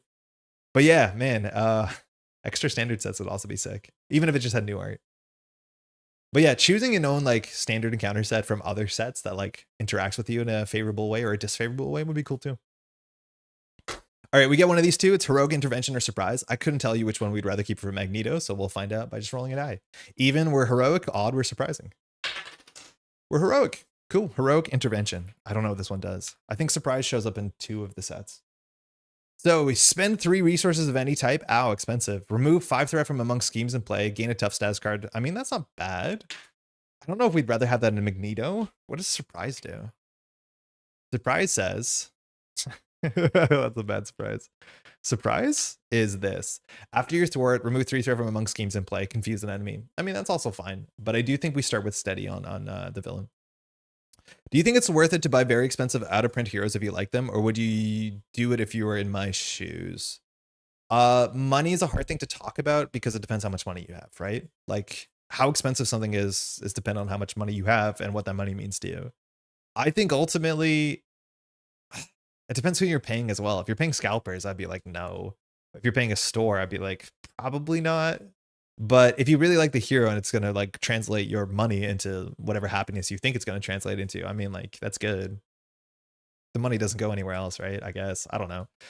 Probably. It depends. You can always proxy it. Like that's a big thing. People don't like to do it, but you can't just proxy cards. You can be like, I can't get this card, so I'm just gonna print it out, put it on like a magic card, like a land or whatever, and just play with it. Like that's another possibility that costs you way less. If owning the physical thing from FFG's printers is the most important thing, so be it. But if it's out of print, like proxy it. Who cares? But yeah, I don't know. That's a financial decision. That's somewhat personal. I have collected things that have been out of print and I've paid extra for them. Like my Lord of the Rings LCG collection, I paid. Some of them were cheaper because they were on sale. Some of them had to pay a bit extra. Some of them were just like nice people in the community who had extra copies who were selling at price and shipping because they knew people wanted to get stuff. So it's a mixture. I think I've already done this. Sorry, 1 second. We should be off in a second here. So it's Pyro attacking for 2 and some indirect damage. Toughness is okay against the Pyro too, but toughness is not amazing against a small attack Pyro and some indirect.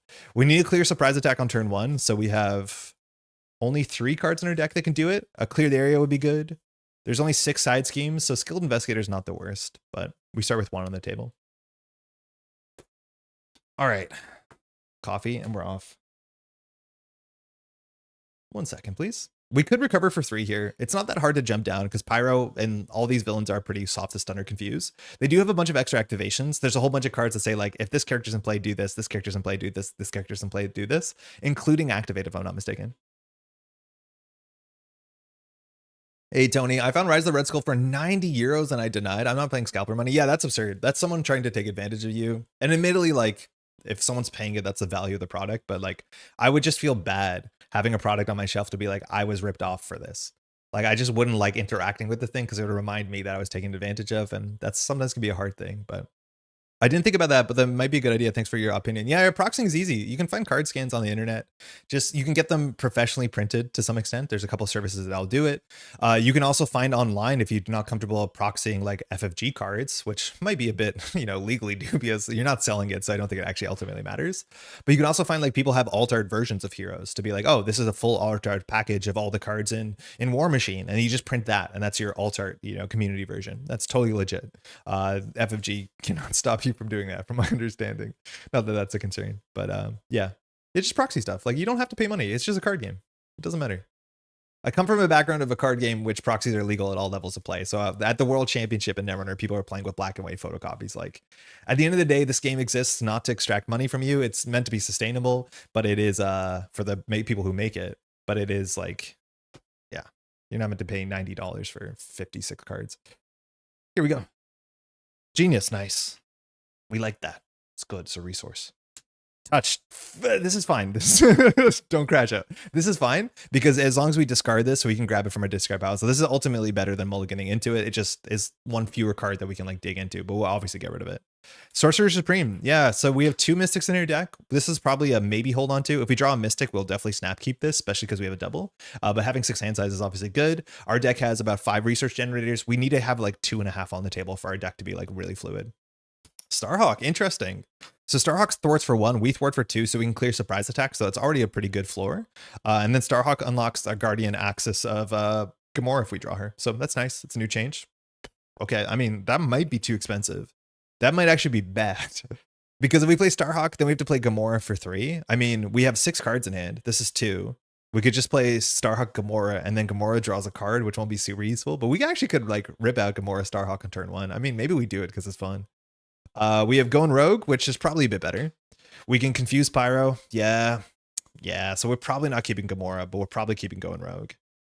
Yeah. And that's it. So we won't keep this.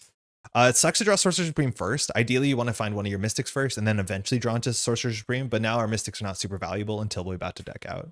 And I think Gamora is a bit too expensive because we're drawing 3 more cards here. Just before I forget, I'm going to grab Touched because we legally should, but Touch will be in play now with our alter ego text. But yeah, with this we can play 3 for Going Rogue. Best case scenario is if we draw like a Deft Focus, we can do Deft Focus, Going Rogue, Starhawk, or if we draw an X Gene. So I think we're just gonna keep this. Going Rogue is really good. The thing with Going Rogue in our hand too is we're not incentivized to touch Starhawk to play Gamora. We're much more incentivized to touch Pyro, so we can stun Pyro or confuse Pyro. Evaluate threat. Can't really play this. We need to have an Avenger, but that's fine. Superpower adaptation. Ugh, this card just doesn't feel good in solo, doesn't. And lastly, we have Stronger Together, which probably won't be relevant, at least as an energy resource. So we're going to be able to use our whole hand, which is good. So we're going to be able to push ourselves forward.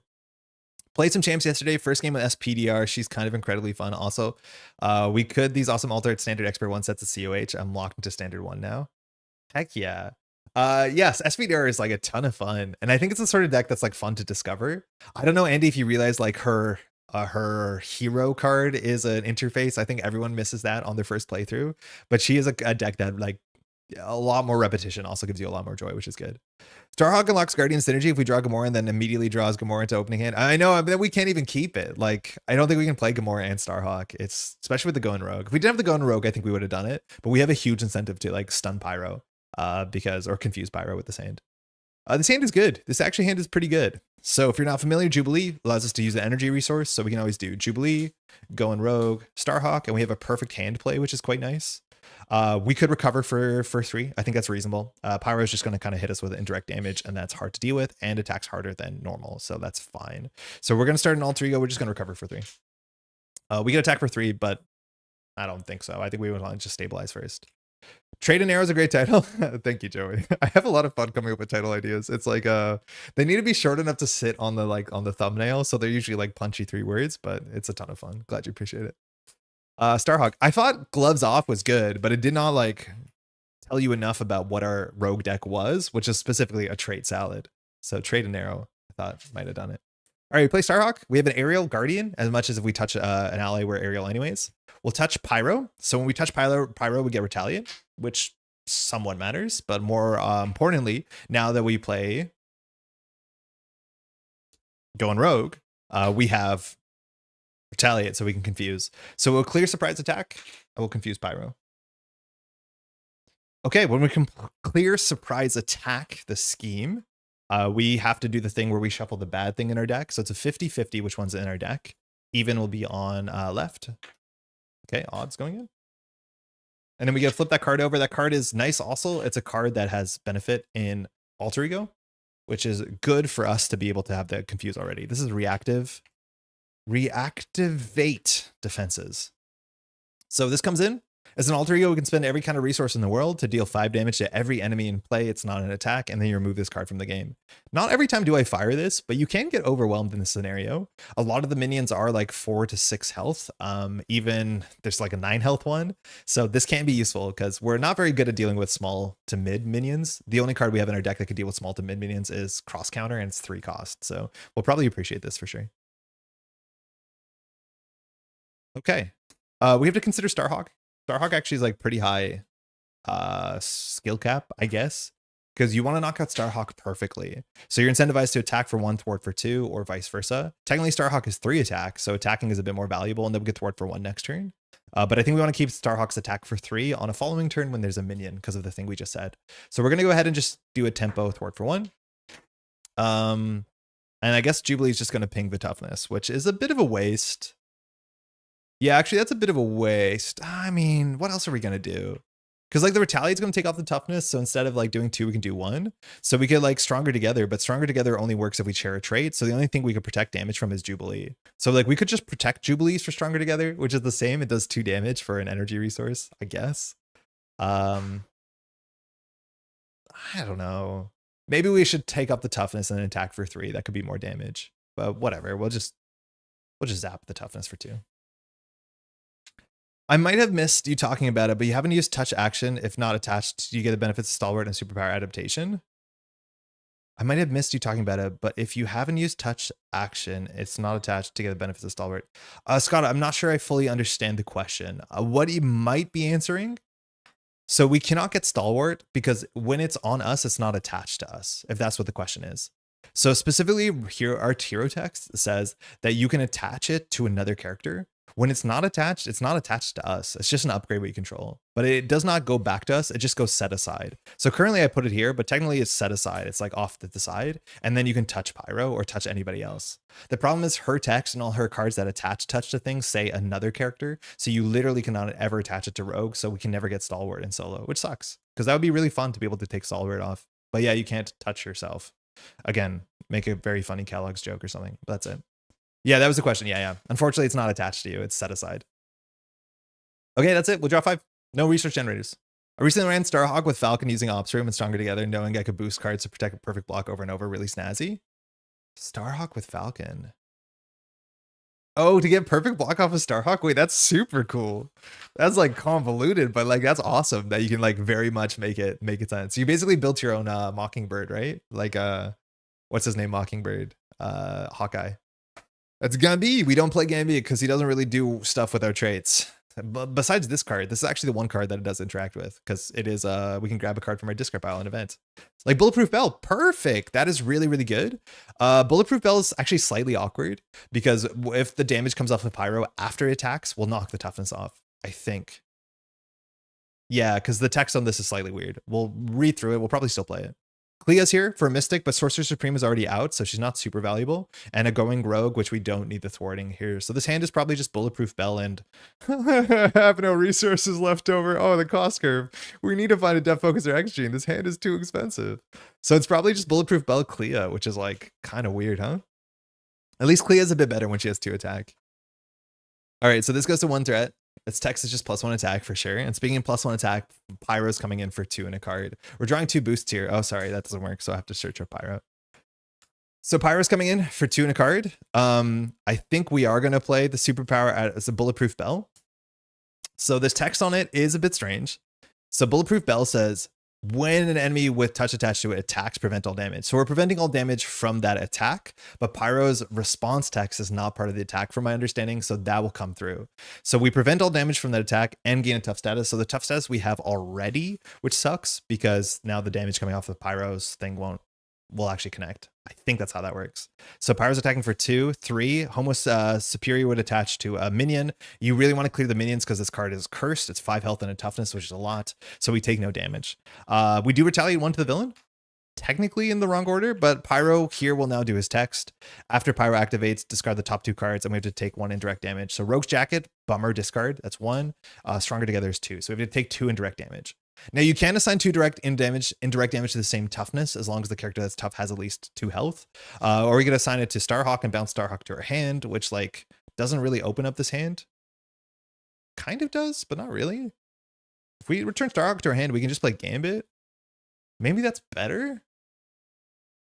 But we can just attack with Starhawk and return it to the hand anyways. So I think we're just going to put 2 on our toughness and just say that's good enough. It's fine.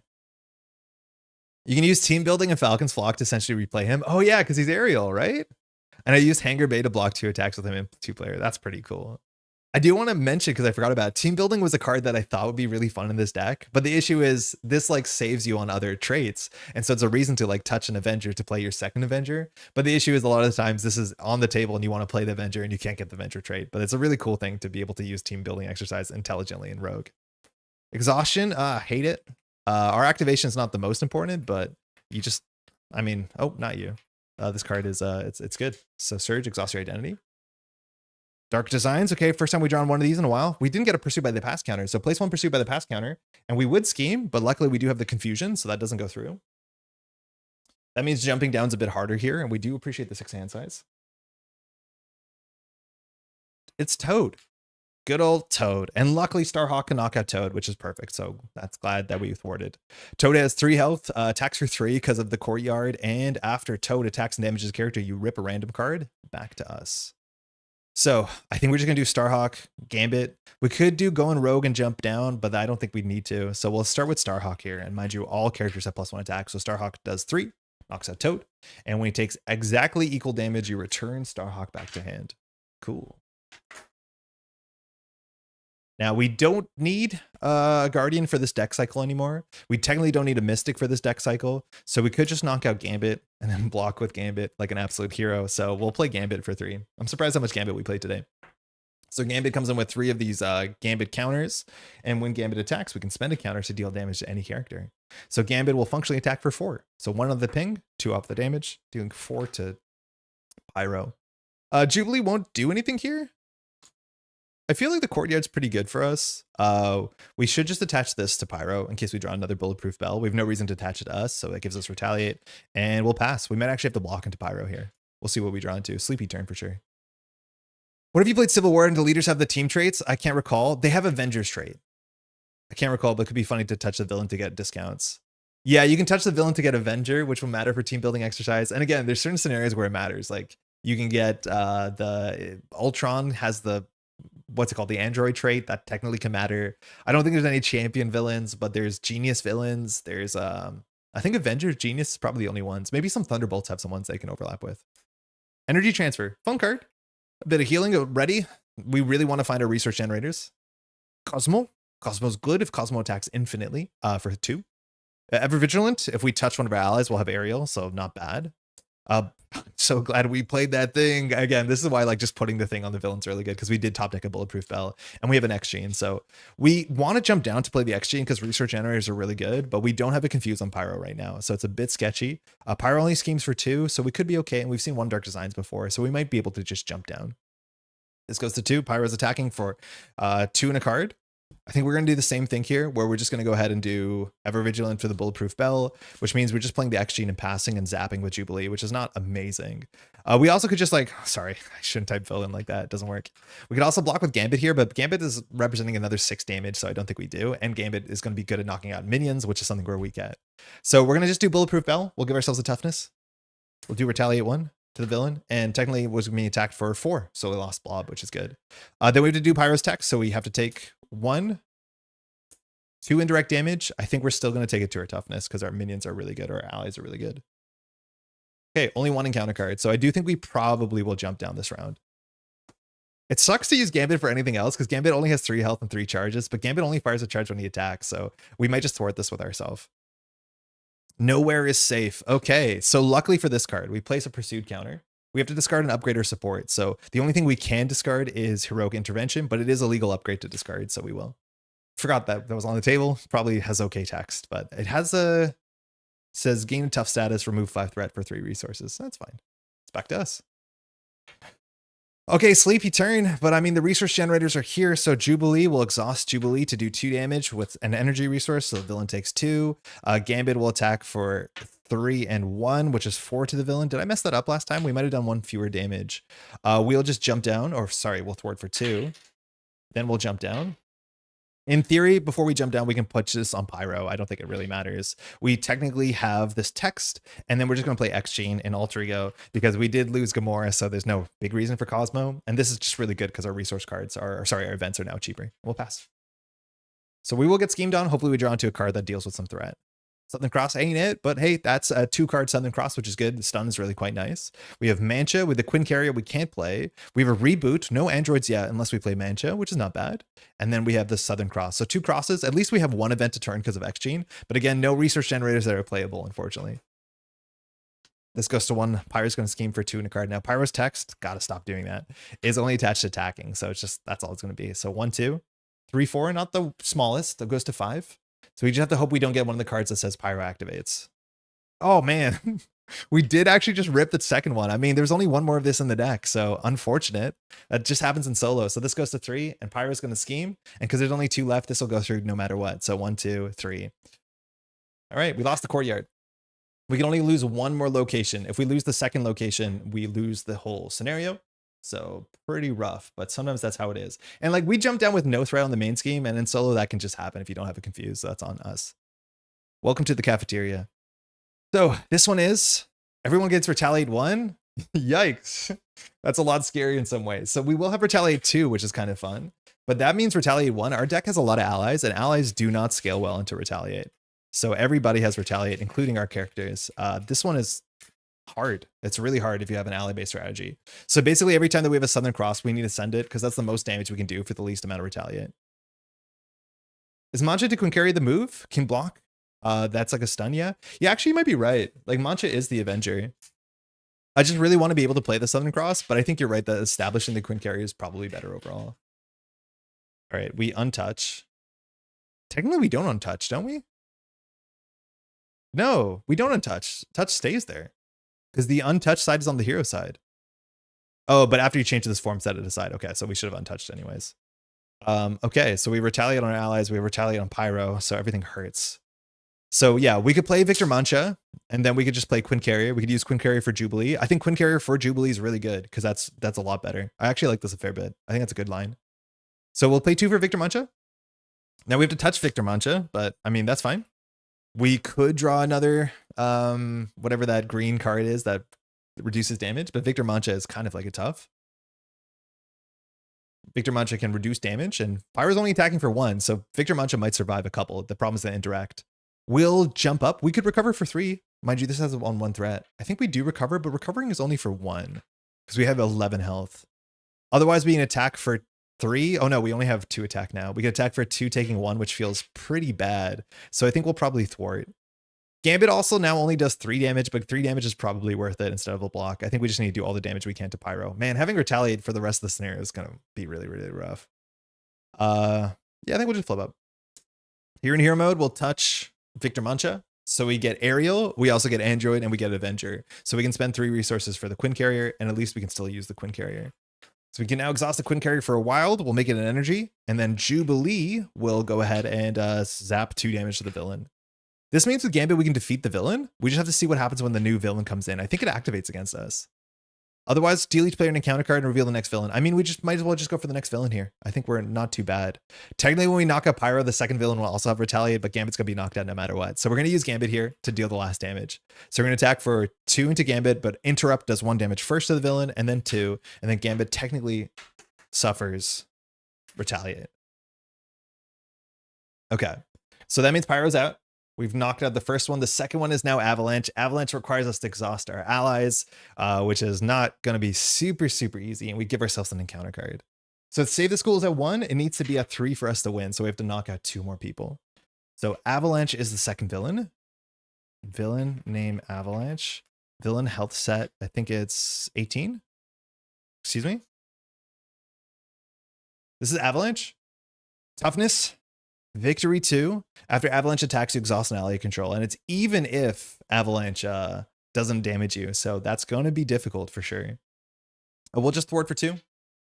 And we'll pass.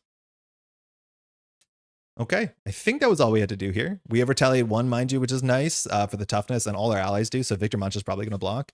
And then we have to exhaust Jubilee. So we'll see how bad that is.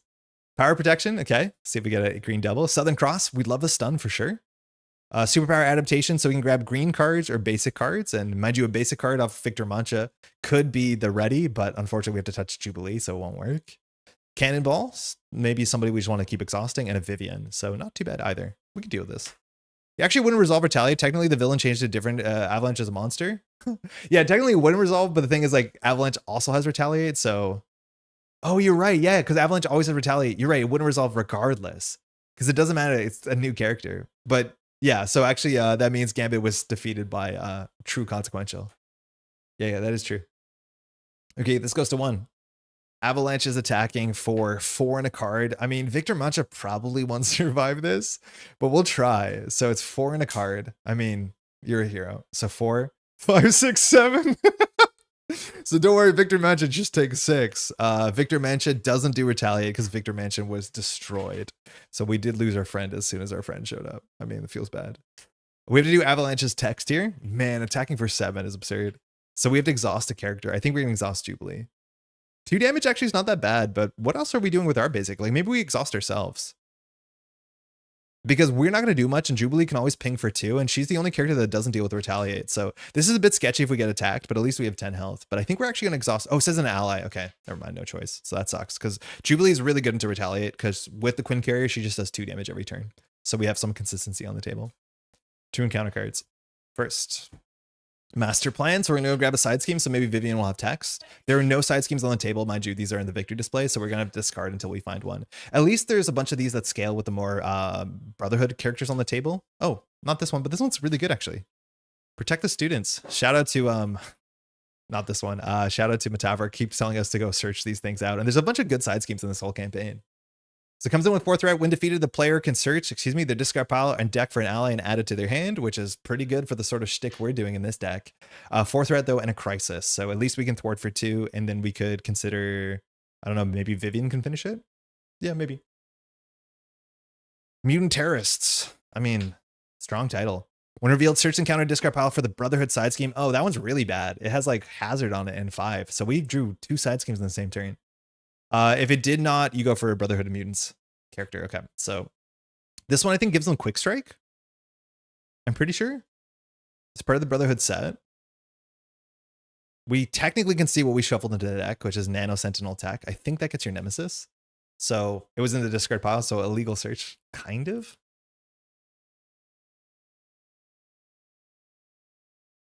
Yeah, 2 sides games we're not really good at, but we probably will be okay. Yeah, it was right here.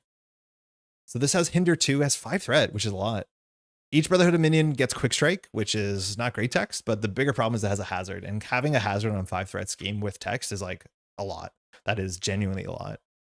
That is not good because our hand can only remove 4 threat unless we play Vivian and Cannonball, which we can't. So this is going to survive for 1 turn, unfortunately. We've seen 2 Brotherhood Mutant minions, so there's only 2 more. So not likely to have actual extra text, but the hazard itself is... Oh, I guess we could blank with a Vivian. Yeah, we do. So that's fine. Yeah, this is good. We can do this. So we'll play Viv for 2. When Vivian comes into play, we blank the text of a side scheme or a non-elite minion. So Brotherhood actually has no text this turn. So we've stunned it. So it has no hazard and it has no quick strike for this round, which is really good. I think Vivian's such a good card for 2.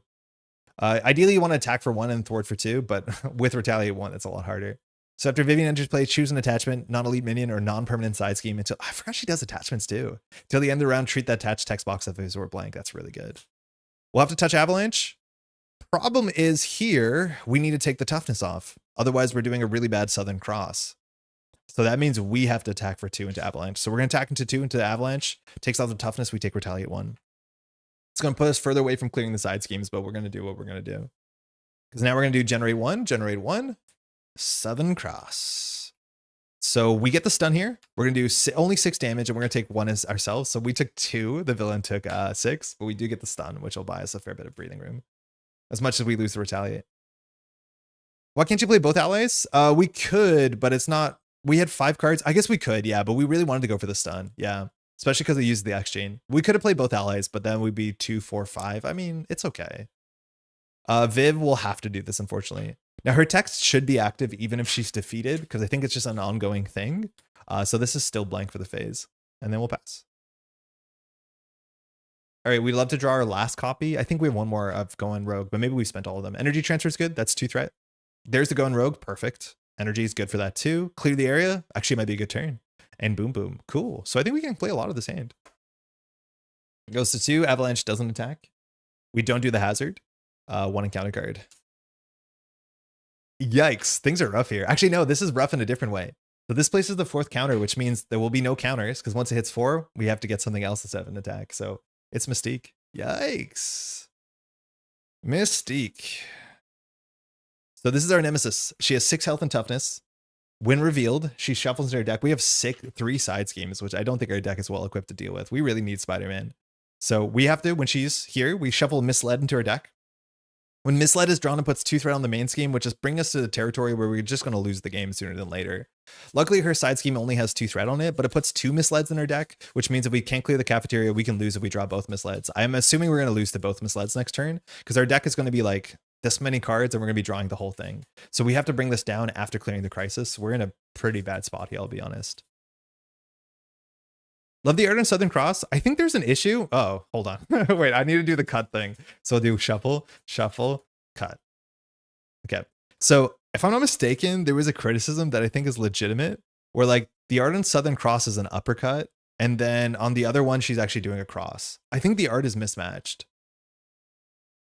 But Southern Cross is an uppercut. It's not a cross, I think. I think a cross is this. This is this. That's an uppercut. I don't think she has a card called Uppercut, but there's a couple characters where the art doesn't exactly match the name of the card. We also have to reveal this, which at least we can clear this. But yeah, we're probably going to lose the game. It's not good. Comes in with 2 threat and acceleration. When defeated, this gets another Misled. So if you clear this, instead of adding 1 threat, you add the Misled, which adds 2 threat, but maybe we still do it. And then these get shuffled into the deck, and one of them will be removed once we clear this thing. But yeah, now this unstuns. Oh wait, she's a Brotherhood. Luckily, we had this stunned, which is good. We stunned the side scheme. Otherwise, Mystique would have attacked us, and she has Villainous. Otherwise, that's it. Her text is just that. 6 health, Villainous, toughness, untouched. She also has Retaliate. Yikes. This is way too much stuff to deal with. Man, I don't know why this is so bad. Nothing in this scenario seems super unfair. Protect the students is worth getting rid of because it gets an ally that could matter. We have a chance of drawing to Spider-Man, which would be okay. And we have the resources to support it, I think. We can clear 2 side schemes, which is good. But the bigger issue is we also have to clear the main scheme. Like, we might have to leave the Brotherhood tactically, because, like, here are the numbers. So if we clear Mystique's Manipulation, we add a Misled into our deck, and then we'll draw a card probably with the thing. And again, I have to shuffle the deck again. But if we draw a card, then we draw 5. Like, we're very likely to draw both copies of Misled, and we draw both copies of Misled. We add 4 threat to the main scheme. This will go to 3, and it goes to 7, we lose. So yeah, it might not be right to clear this, because if we don't clear this, this goes to 4. We draw 1 Misled, it goes to 6. So we probably aren't able to clear this. Sorry, I have to close my eyes. We'll do shuffle, shuffle, cut. Okay. So yeah, we might actually not be able to clear this. The best scenario would be to clear this and clear that and this. We can clear 3 threat for free off of this, and then we can clear the area with like boom boom, and then we can still play an energy transfer. Energy transfer is also not an attack, which is kind of cute because it can ready us and it can like knock off toughness, but it doesn't take retaliate because it's not an attack. So I could see us wanting to energy transfer and attack Mystique for 2, 2, 2. Jubilee could attack for 1, taking 2 like retaliate consequential, which sucks. But that might actually be the play. That might be the play. Hold on, we gotta think this through. My coffee's as cold as the ocean. Instead of energy transfer, we could also play boom boom. Boom boom would attack for 1, take 2 retaliate, ping the toughness, and then have a bomb counter. So boom boom is technically a bit more efficient to deal with the toughness, which would put Mystique at 4 health. We don't have the resource to fire Jubilee. We can't really jump down and do reactivate defenses because we got issues. But yeah, that actually does a bit better than energy transfer. Energy transfer does functionally 4 damage. Actually, so maybe it's a bit better. Nolan, I'm doing all right. It's been a busy weekend. I got a family in town, so we're streaming Sunday morning, and then we're gonna go out and like hang out and go out for dinner. But yeah, we're trying to finish this campaign because we haven't had any time to build anything else. But like, this is the hardest situation. This is the hardest spot we've been in all campaign so far. So hopefully we can manage this. How's your weekend? Okay, now we probably should draw first if we draw, but we really have to figure out whether we're playing boom boom and energy transfer with this hand. I think we could also do protect the students. This might be one of the lines. If we do protect the students first, we could clear it with going rogue, bringing it down to 1. We could also touch Jubilee and bring it down in 1 shot instead of getting it confused. Now the confused would also be okay, but we've drawn 2 dark designs before. But we could 1 shot protect the students with this. We could grab Spider-Man. Touch would be on Jubilee though, so Spider-Man wouldn't be super useful. Because the thing with this is we can search our deck and discard pile for any ally and add it to our hand. Is there a specific ally on this board state that's good? I don't think so. Like, Spider-Man's usually it, but if we want to one-shot this, we have to put it on Jubilee. So instead, if we remove 3 threat from this and confuse Avalanche, which will cost us these resources as much as we can allocate the wild, then we clear the area and protect the students. That will give us 3 resources with, yeah, so it's actually possible that we play Spider-Man, touch Spider-Man. The issue is like with retaliate, Spider-Man's not that good unless Spider-Man's thwarting. So maybe we just like thwart a lot and clear the table. Do you win when you knock out Avalanche? No, we have to knock out the 3rd villain, which is a 50-50 between Toad and Blob. And Blob has like 18 health. Toad is like the least. 1 second. Hey, love. Okay. Are you going to... Okay. Thanks, love. See you in a bit. Oh, my partner's just heading out. Okay. Actually a big puzzle here. Now we could get Spider-Man. We'll have 1 more card in hand. We have 1 wild generator here. So we could do wild energy and like guarantee have Spider-Man. We could play X-Gene with, I mean, it's hard actually. Because X-Gene wants to play for this too, but we have an energy left over, and this energy is not good for Spider-Man. Are there any allies that'd be good here? Like maybe actually you grab Vivian back, and with Vivian you can blank the Brotherhood. That also could be reasonable. Vivian could thwart 2 for this. Like maybe we do protect the students for Viv, because we have the energy resource. I could see that being good. Like Vivian's text is really, really good. It blanks all the text on this, which means not only could we clear this and not add a misled, but we could just clear this. So that means Vivian kind of thwarts for 4 this turn. That might be okay. I'm kind of into that line, honestly. So that line would be, we go in rogue with these, we clear 3 off of that, we confuse Avalanche, which is a good start. Then we play clear the area with, let's just say boom boom. It clears the rest of that, which draws an ally back to our hand. It's Vivian. If we energy transfer Vivian, we're left with 1 card in hand. We can zap Mystique. We can attack for 2. Not perfect. But I don't think it's possible for us to do enough damage and clear enough thwart. I think we have to decide what's going to hit us. Now, if we confuse Avalanche, we can jump down. This is still going to draw us 2 encounter cards, though. Like, whoa, this is a hard situation. I just want to see what's left in our deck to see what we can play around. We know there's Spider-Man. This is still on the bottom. That's kind of funny. So Reboot's not useful. Spider-Man's okay. Brother Voodoo's not useful. X-Jet's not useful. Death Focus is not super useful. So drawing from our deck is probably not going to open up anything because none of these cards actually do anything on this board state. The best situation is Spider-Man, and then we're definitely drawing into 1 or 2 Misleds.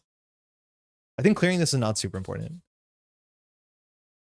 The other options, we go for the confuse angle, in which we clear this, we bring this down to 0, we confuse Avalanche, and we let just Mystique scheme for 1 in a card. That probably is better.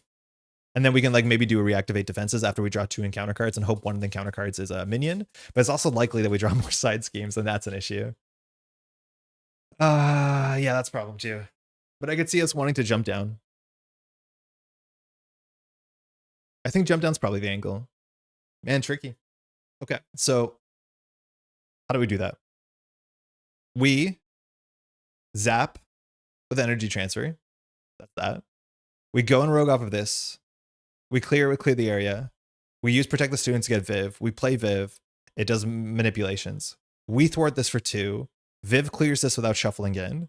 We just jump down. All that'll happen is we draw 2 encounter cards and Mystique schemes for 1 in a card. I mean, I think that's a pretty good outcome. I think that's pretty good. I'm into that.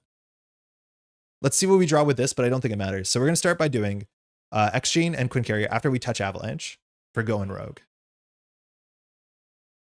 So this removes 3 threat, which doesn't clear it. We could one-shot it, but the confuse is a bit better. And we'll confuse the villain. Okay, that's that.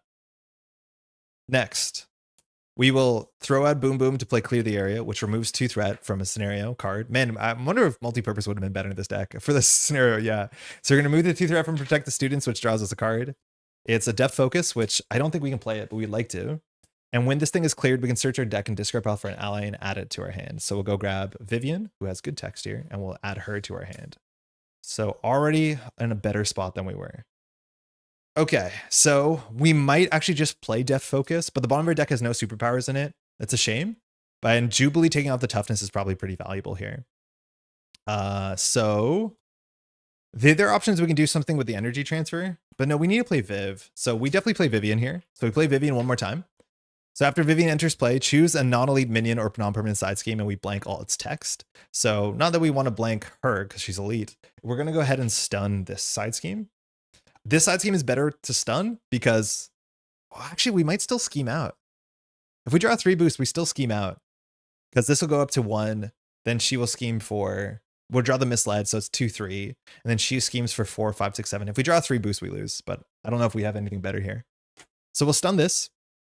So it doesn't have acceleration, it doesn't have text. So it doesn't mean we have to blank it, but I think we want to deal with this now. Oh, we could deal with the next turn, but there's nothing else we're doing. So we will scheme with Vivian, or thwart with Vivian, which clears Mystique's manipulations and its text does not fire. I don't think you need to touch Avalanche to confuse him. You already have Retaliate. Oh, you're right. Wait a second. Growlix, huge catch. Yeah, I forgot because we naturally have Retaliate. We get the confused no matter what, which means we could have thwarted it without doing the clear the area. So is there anything else we could put this thing on? What else could we put touched on for it to matter? I don't think it matters on anything else. Good catch. So we don't have Stalwart and we can't attach it to ourselves. So the only thing we could do is remove 2 additional threat. So that actually would change the turn, but we've drawn a card. That would change the turn somewhat significantly. Interesting. Good catch. Really good catch. I don't think I'm going to hold into Research Generator, so we're just going to use Jubilee to zap. And Jubilee is not doing an attack, so it doesn't take Retaliate. We have to thwart this for 2. So we have a 3 boost, we lose. We jump down, let alone an encounter card that says any amount of threat. We'll throw out Death Focus, we'll pass. We're going to be drawing, we're going to be drawing 3 encounter cards? I mean, I would not recommend doing this. We probably should have just stayed up, but we'll see what happens. So we draw Brother Voodoo. We drew a misled. So this is just a blank card in our hand, but when we draw it, we have to put 2 threat on the main scheme. 3 is Reboot. These are upside down. 4 is Spider-Man. 5 is X-Jet. We get an encounter card in the 6th card. Sketchy. This is really sketchy. I forgot we're getting 3 encounter cards. So if that's the case, like maybe we could have cleared the Brotherhood instead, but I don't know. I don't think so. Yeah, having Retaliate baked in with the cafeteria is actually sick. Everything is a stun or confuse. That's good for us. I thought the Retaliate would not be good. It's not bad. We want to draw a bunch of minions because I think we'll fire the reactivate defenses and nuke them, which is good. Rogue would be so good in Storm and 2 players in this scenario. Should get all 3 kickers. That's crazy value. Yeah, I don't know how you get Stalwart besides through Rogue. I don't think there's any player card that gives you Stalwart. I think it has to be a hero card, so Rogue can do it. Or not Rogue, sorry. Storm can do it. Again, I do think she's much more interesting in multiplayer for a bunch of reasons, but we're doing the best we can. 6th card. We would want this to be going Rogue. Clea, okay. Yeah, Storm's Clear Skies is one of the few ones that gives everyone Stalwart, including the villain. All right, this goes to 3. Avalanche doesn't, but Mystique does. If this is a 3 boost, we just lose. This is our nemesis. So 1, 3 boost. That's it. Goes to 7.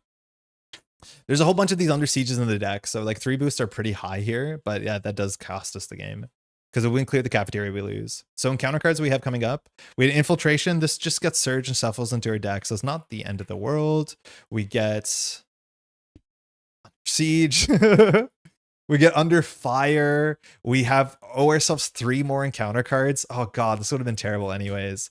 Groundswell, Avalanche activates, so we would have lost to that as well.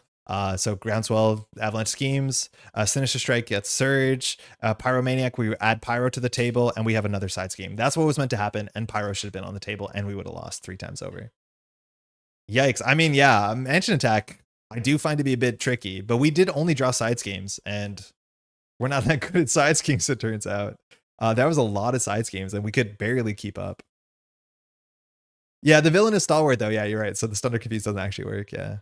Yeah, man, that was an absurd chain. So Avalanche would have activated twice. Mystique activated once. We would have got Pyro. We would have got... This would have had 6 threat on it. 6 threat acceleration. 4 threat crisis. Like, we would have lost anyways, even if we didn't scheme out. So let's try that again. Yeah, rough. Just rough. Just hard.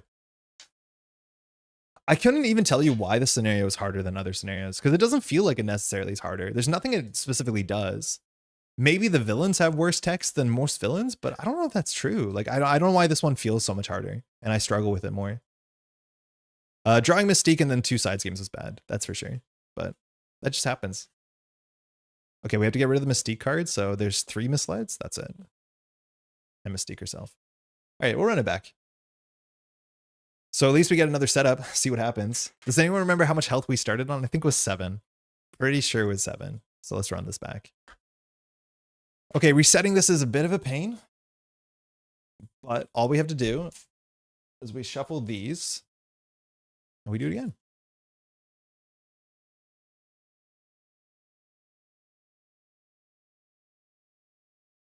It's Avalanche, okay. So toughness victory 2. Avalanche hits like a truck and has 18 health. Villain said 18, so no different than what we had before. Notably, there's a whole bunch more cards that say the villain activates. You just need to have the right villain in play. So there's technically like 4 dark designs. So jumping down, I think that might be the thing, is that it just feels like they're the more number of cards that say the villain activates. So when you play solo and these things only have 6 or 7, or 7, I think they all have 7. It's just hard. Because if you jump down and you draw one of the 4 dark designs, you just lose the game on the spot. So unless you have stun or confuse, yeah, I think that might be a big reason why it's so hard. Okay, so we have to shuffle all these 2s together. This one just says draw an encounter card. So once we shuffle the deck, and we're off. Having Mystique the Nemesis plus Mystique the mod set is absolutely brutal. I mean, they both can't show up at the same time. So maybe it's the best defense. Ninja Tech to me is similar to On the Run. It's wildly variable and hard to have a consistent game plan against it. Yeah, that too, right? Like the Retaliate really slowed us down because like we have so many allies. And also us like attacking for 2 is not good. So like having to finish the whole campaign on Retaliate 1 is really, really bad for us because we're trying to like attack for 2, ready, attack for 2, ready, attack for 2. And that's just not good. So yeah, that's a pretty bad one. The one where they all get steady is also not gonna be great for us, but like, I mean, it's okay. The villains don't have any stun or confuse, so it's only downside for us really. All right, so 1 encounter card. There's also a whole bunch of cards that snowball. Like the Mansion on Fire side scheme is like +3 threat here for every Brotherhood in play. And it's not that you usually leave Brotherhood minions in play. It's more so if you just draw it on the wrong end of a Surge train. It's just like, here's 9 threat. All right, so we're gonna shuffle these. I wonder if we had the best line there. That's the sort of thing I'd have to review the tape. I liked our line a lot. It seemed good. But like at the end of the day, just jumping out to Alter Ego was probably not the right. But even if we stayed up, I think we would have been defeated. Or had enough side schemes. Like that was an absurd amount of draw. We would have decked out even if we didn't jump down. All right, we got Retaliate 1 again. Okay, at least we're going to remember the stuns and confuses are free, but this one we could tactically let go and then just not get Retaliate guaranteed for the rest of the scenario. But everyone has Retaliate one more time. Okay. Oh, here it is. We have to shuffle this in our deck and we're off. One more time. Okay, take 2. So, Alter Ego. We could draw our touched. We haven't bricked it yet. We were convinced we weren't going to do that and just leave it aside out of play, but we've been okay. Okay, we only start with 7 health. We can heal up to 10 if we want to. We need to clear surprise attack on turn 1 for sure, because 3 threat and it's a hazard. That's important. Hey, Nanico. It's getting warm in here. I don't have the fan in the door, so we might start cooking slowly. It cooled down a fair bit in the city. It went up to 40 degrees Celsius on like Thursday. Like literally feels like 40, which in American, that's like far over 100, I think. But yeah, man, it's been really hot here. Okay. Quick question, just played versus Unsabanur. If an effect says when the villain attacks you, you are stunned, can you dodge the stun by blocking with an ally? Yes. Well, yes. If it says when the villain initiates an attack, no, because the attack is always initiated against you. But if it says if it does damage, no. I think you're talking about the giant glove or whatever it's called. Giant. It's like the one with the giant the glove that does +2. I almost know the name of the card, but I need to know the name of the card to look it up. But if it initiates an attack against you, yes. If it attacks you, technically no. If it does damage to you, then definitely no. But I think the name of the card actually will matter here to check up the timing, like what the wording is. It's not always super consistent, but and Sabanur is a later design, so the wording gets a bit more consistent. I forget how that one works. I'm pretty sure you can block with an ally. All right, the power protection. So this one's obviously contextual. We don't have too many hits, but we have enough hits to play this and feel okay about it. But we don't have like 9 hits. We have like 5. Strength. Okay, that's just better. Doesn't have a wild on it, but probably better. Genius. Okay, slow down there. Victor Mantra. So this gives us access to both Android, Brave Victor, and gives us Avenger, which is good. Reboot means we have like a play here, which is fun. It's fun that we have the play already. We also have the power protection for Victor. Wait, this hand is perfect. Just draw a Nick Fury. Evaluate threat. Wait a second. Is this like the good hand? So hear me out. This hand is really flexible. We can power protection for Victor. We can now, unfortunately, play a double for Evaluate Threat. The issue is we can't clear Evaluate Threat this turn because we have other issues and we have no thwart with this hand. So we can't keep this hand, but this hand is almost like really good because when we clear Evaluate Threat, we can go get a next shield card, which can be the Quinn Carrier or a 2-thwart ally, and then we can deal with that. Like that actually might be reasonable, but Victor Mancha unfortunately is not the tempo we want on turn 1. And on turn 1, we have things to deal with. We have to remove 3 threat here. We could do it with ourselves and reboot. So like, it's not actually awful, but I think this is a bridge too far. The 2 doubles are like a bit stranded here. So like this is possibility. So this is a blocker, which is good against Avalanche. We could still play this. So we play Victor, we play Reboot, we play Evaluate Threat. It's just these doubles are so poorly used that I think we want to mulligan this away just to see something. We don't need the Reboot. It heals 1 and readies us, which is good. And like we will touch Victor, I guess. But I guess maybe we could do this. We could play Evaluate Threat and just leave it on the table. The problem is like the card that we get from Evaluate Threat, the cards that we're going to play with this are usually Quinn Carrier, which requires us to be an Android. But we also could just get like a Mystic, or we could get another Android. So this is interesting. It's just these 2 doubles. If they weren't doubles, we'd be really, really happy. But I could see us doing... I mean, no, we want this. This readies us. This is more important. Otherwise, we can thwart with Jubilee, which is not the worst. So we could do Victor Mancha, thwart for 2, Jubilee, clear this. Victor's here. We use Victor to play Evaluate Threat. We use Reboots. I mean, maybe. I think we might just keep this. It technically gets us close to a resource generator, but we don't actually get a resource generator unless we want to leave Surprise Attack, which I don't think we do. This might be one of the weirdest hands that we've full kept. Best case scenario, also, we don't have a touch in their deck. I'm going to keep this hand. It sucks that we use our doubles like this, but like it's kind of fun. So let me find touch, then we can start. Oh, this is on the table too. It's good that we searched our deck. And then we have that.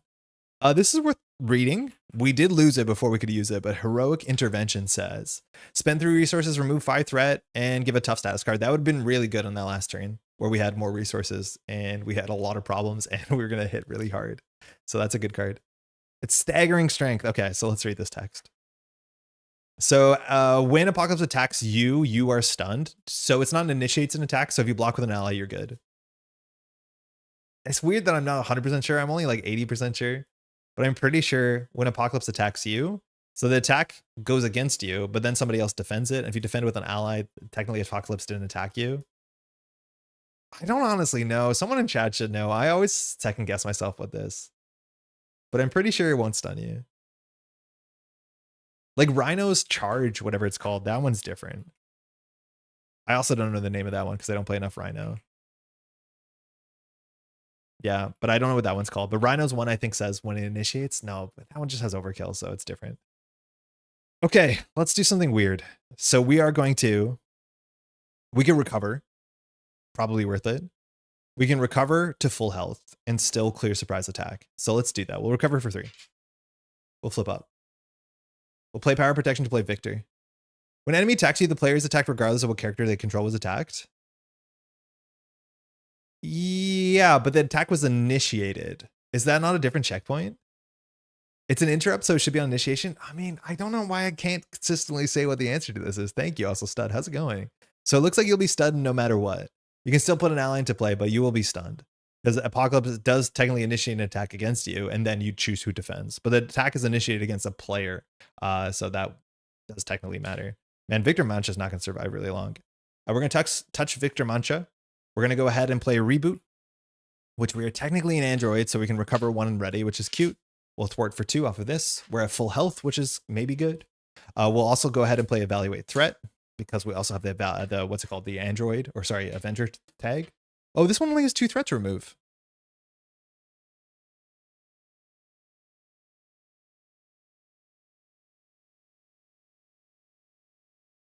Huh. I thought it was 3. It's 2. Of course. So is there a line that we do everything? I don't think there is. Because we have to play Victor Mancha. We have to play Evaluate Threat. Then we have to clear Evaluate Threat, which gives us a card. But the card, like, yeah, we can't. I don't think we can, unfortunately. Because I'd love to be able to clear this and play the Quinn Carrier and then use the Quinn Carrier to play a card, but we have to play the cards first in the wrong order.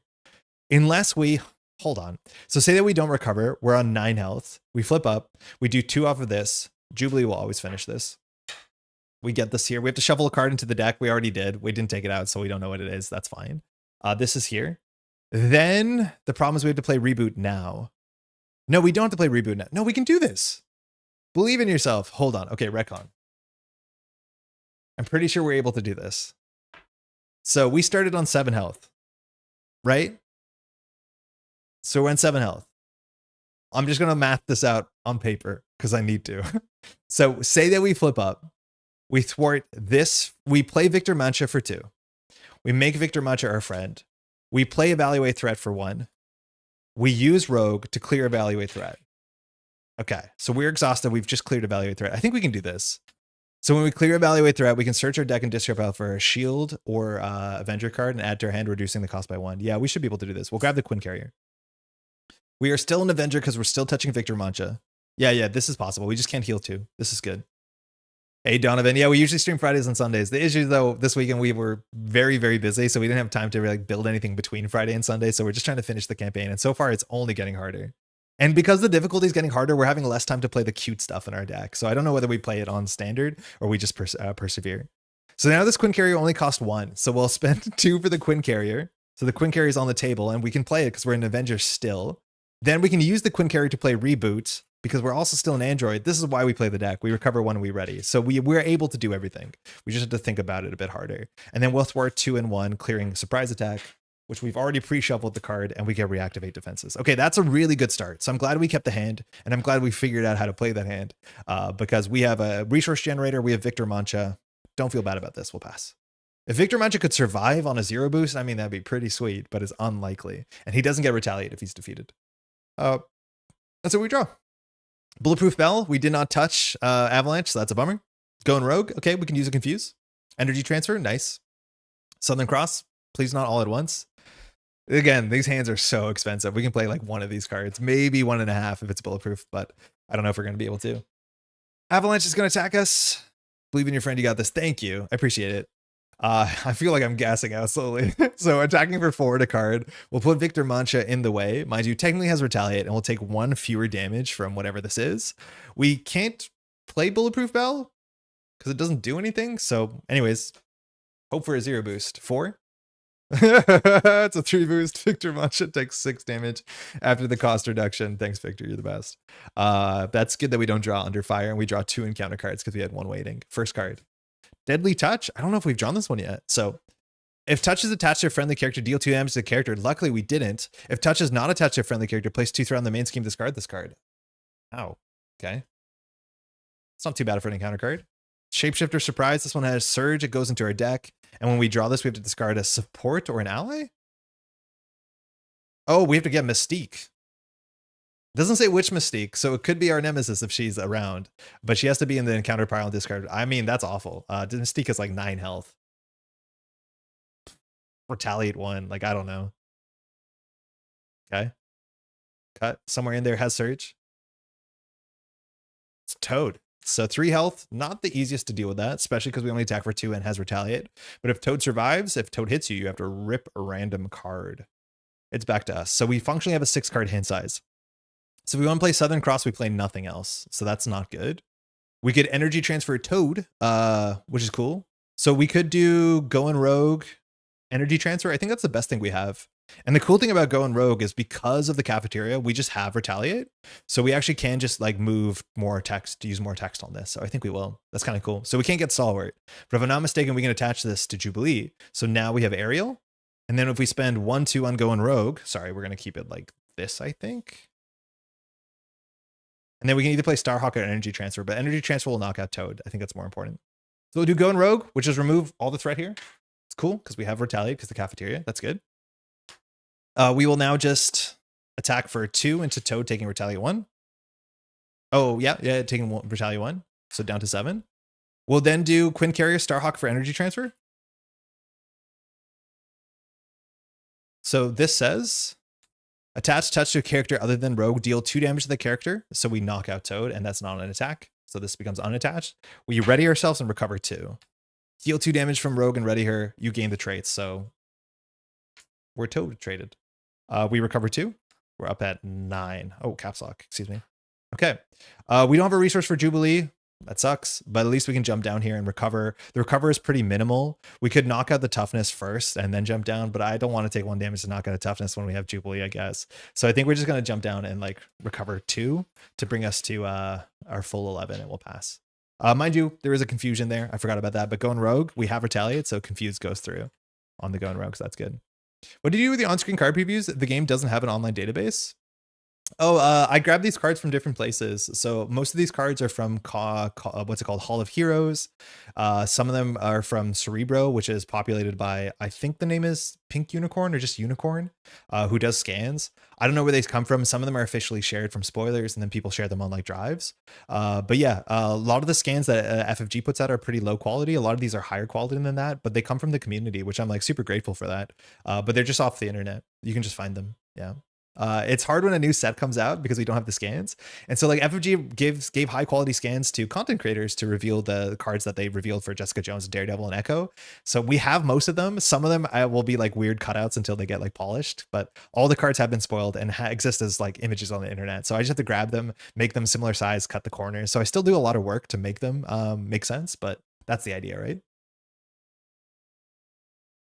Any game that has an online database is so much easier for me to like support. They're just not every game is like comfortable of releasing their images for both legal reasons and because of reasons, I guess. But it's a huge help for the community. Superpower adaptation, Rogue's Jacket, we like that. +1 attack would be pretty good into the Retaliate. Sorcerer Supreme, so I think we have access to 2 Mystics still. I don't think we've drawn a Clea yet. I might be mistaken.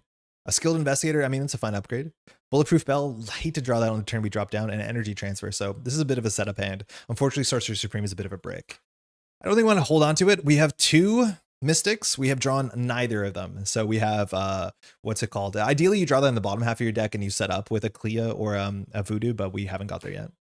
I'm playing a card game where all the counter cards have no card images online. Yeah, it's not great. It does not help accessibility. It does not help like the sort of, what's it called? Cottage industry of people making databases and stuff like that. So like, even if you just watermark them, sharing your card art is so important if you ask me. But yeah, some companies don't do it. Classically FFG did, and then they stopped, which is why like a bunch of cards on Marvel CDB or Arkham DB don't have card images anymore, which is like painful. All right, Encounter card. Nimrod's Portal. All right. This is one of the 2 copies from Future Past we have in the deck. So only 3 Shroud. Or sorry, 3 Arkham 3 threat. Victory 1. When defeated in player order, each player discards the top 2 cards of the encounter deck and takes indirect damage equal to the boost icons on that card. Now, we do have Skilled Investigator in this hand, and that can help a bit. We can get ourselves up to 3 thwarts, so we should be able to clear this. We're definitely going to take some amount of damage, but I mean, we're at full health. We should be able to deal with that. Okay, so not a bad hand. We probably will hold on to Bulletproof Bell this turn, because against Avalanche's 4 attack, it goes pretty hard. Cool. Cool. Actually, I don't mind this. So, nothing to do in Alter Ego. We can't recover. We can't do anything. So we'll just flip up. Here in hero mode, now we can touch somebody. In theory, we should touch Avalanche. I'm going to make sure before we lock that in because we might have other attacks. We'll play Skilled Investigator, which just says after we defeat, or not even we, after a side scheme is defeated, we can draw a card. We'll go ahead and use Superpower Adaptation to play Rogue's Jacket. So that's a reason to put Touched on us, which is a bit awkward if we want to get access to the 3 thwarts. So we might use Jubilee. The Rogue's Jacket is just this permanent that gives us +1 thwart or +1 attack if this thing is attached to a friendly or an enemy. So currently friendly is 3 thwart. Okay, now the issue is if we want to do energy transfer, I guess we do energy transfer after and it knocks the toughness off. So no, we can do this. So we're now just going to thwart this for 3. Nimrod's Portal is now in the victory display. When defeated in player order, we discard the top 2 cards of the deck. I don't know if when defeated or this hero response happens first. I'm assuming when defeated has priority. So we discard 2 and we have to take damage equal to, to the encounter deck. Okay, that's worse than I thought it'd be. Top 2 cards in counter deck, taste indirect equal to the number of boost icons. 2, 3, not too bad. We'll take 3 damage, I guess. We're down to 8. We don't want to put any on Jubilee. Now we draw with Skilled Investigator. We did discard Hopping Mad, which means if Toad shows up later, might be activating less. We draw a Viv. Not bad. Android. Is Cafeteria Retaliate? Yeah, Cafeterias, everyone has Retaliate 1, which is not good for us who wants to ready an attack for 2 a lot. Okay, so this is perfect. Quinn Carrier for Viv and Sorcerer Supreme. Sorry, Quinn Carrier for just...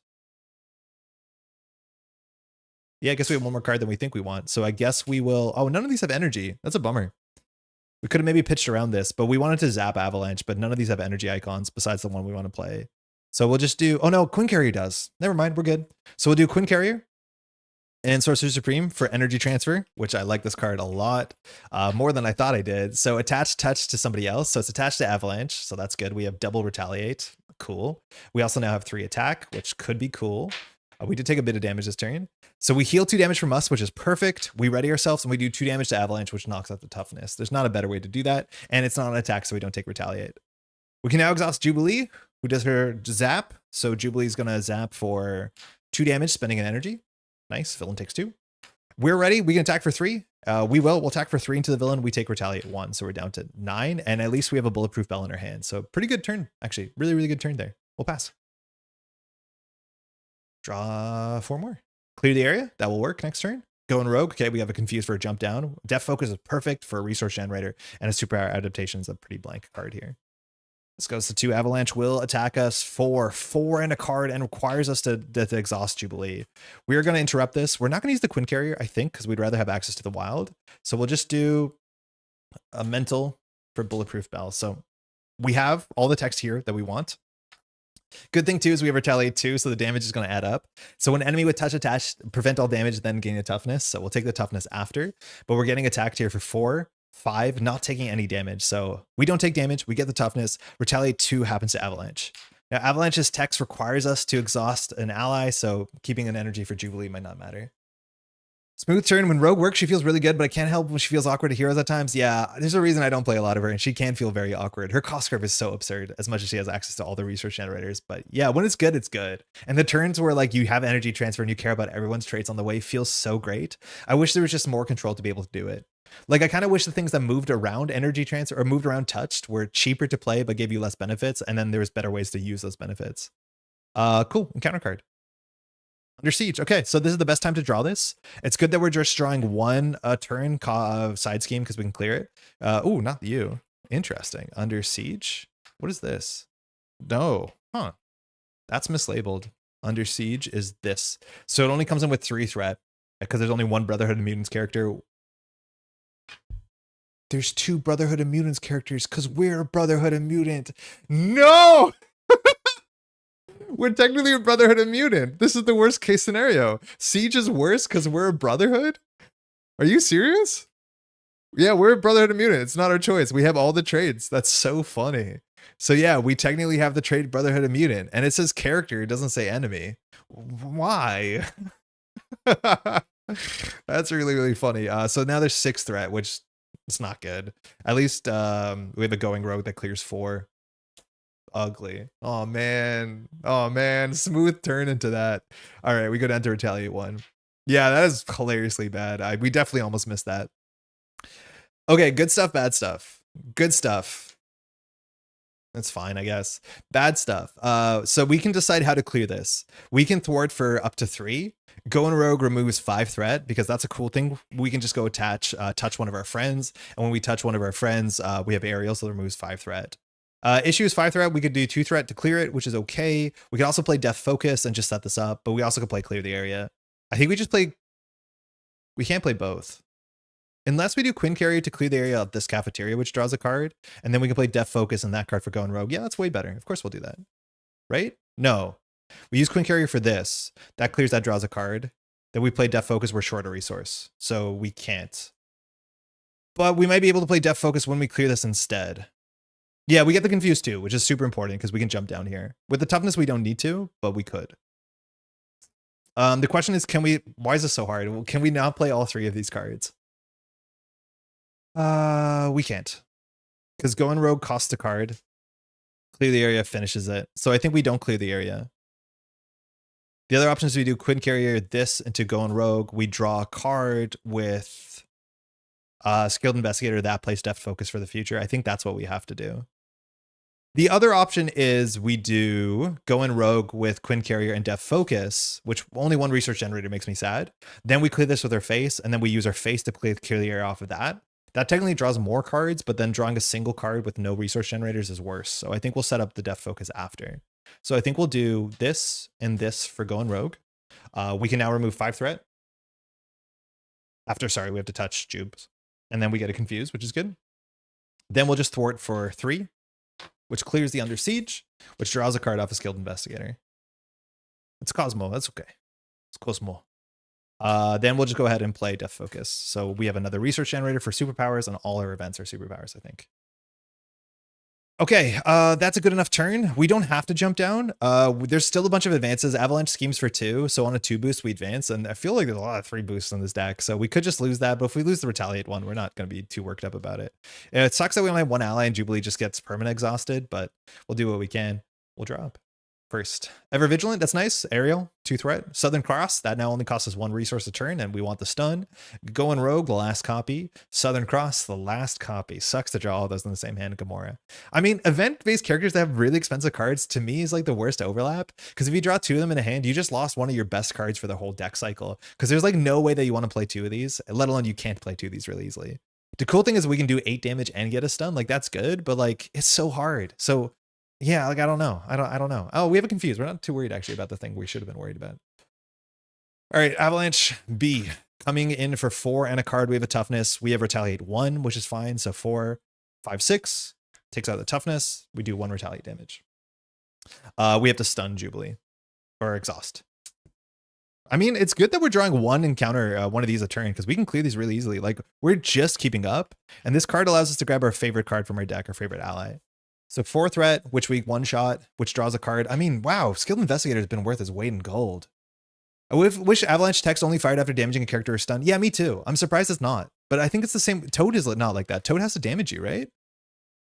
After Toad detects and damages. Yeah, it's super weird that Avalanche doesn't. But I think the idea is that Avalanche is like making the whole floor unstable so someone gets knocked over. But it is weird. Avalanche doesn't have a great way to play around it. But like Toad, you can play around. Pyro, you can't play around. And then the last one is Toad, Pyro, Avalanche, and Blob. Blob, I think, cares about damage too. Yeah, it feels like Avalanche is missing that text. I'm not sure why. It's hard to not take damage from a 4 attack, but I guess we had toughness there. Yeah, it does feel weird. It feels kind of weird. It's not symmetrical. It's like the only one that's not like that. Pyro doesn't, but like it's fire. Okay, it's back to us. I think we're holding on, my friends. I think we are holding on. So we can play Southern Cross and going rogue on this turn. So we'll do 1, 2 for going rogue. So as long as we touch an ally, which is good that we have an ally on the table, we'll touch Jubilee. So we have Aerial. This will remove 5 threat, which clears protect the students, and we'll get another Confuse, which is useless, and we can't even do it. But whatever, it felt good. So while we'll clear this, before we clear this, we can search our deck and discard power for an ally. I don't know what ally we're going to get here, actually. I think when defeated happens before the hero response. But we can get an ally. We have enough resources here to go get like Spider-Man and play Spider-Man, but Spider-Man's not that valuable here. Also, if we wanted to play Spider-Man, we should have kept Quinn Carrier open, but we've already touched the character, so Spider-Man's text is not going to be super relevant. It would be nice to get another ally so we can just use Jubilee to be zapping every turn. Yeah, we can play Peter Parker for sure, but I think the Southern Cross doing 8 damage in a stun is just better than playing Peter Parker. So like we probably don't use this text and just use it for a resource. The thing is, if we use it for a resource, it doesn't even convert well, right? Like we have 3 resources here. We're just, oh no, we're drawing 1 extra card. So if it's a double, it's good. So I think we should just get a 2-cost card like Vivian and say that's for the best. Because Parker will just draw naturally and we don't want to play Parker here. But yeah, we can search our deck and discard power for an ally and add it to our hand. Is this still up? Yeah, it is. So I'm just going to grab Viv. Cosmo 2 could be good, but Gamora's in our hand, so Viv is just fine. Because if we draw a double off of a Skilled Investigator, we can play her. We didn't. We drew Cannonball, which actually might have been a better choice there. Okay, so this hand plays Southern Cross and then just cries a bit. Yeah, yeah, it's not good. It's not good. We could consider jumping down here. It's only a matter of time too before what's her name shows up, our nemesis, or not even our nemesis, but Mystique. So holding on to a Southern Cross for next turn is probably right. He's a solid value proposition to deal with side schemes, but I hear the tempo argument, get rid of Avalanche ASAP. Yeah, I don't mind getting rid of Avalanche because the other ones we can deal with a bit better. But this might be an okay hand to just like hold the second Southern Cross, because otherwise we can knock out a minion, but we also can knock out if we draw into, we have 1 card in here that draws Mystique. So I'm okay with that too. So we will just do 1, 2, 3 for the Southern Cross. This actually does 8 damage, which is sick. So it does 8 damage because we're aerial and does a stun.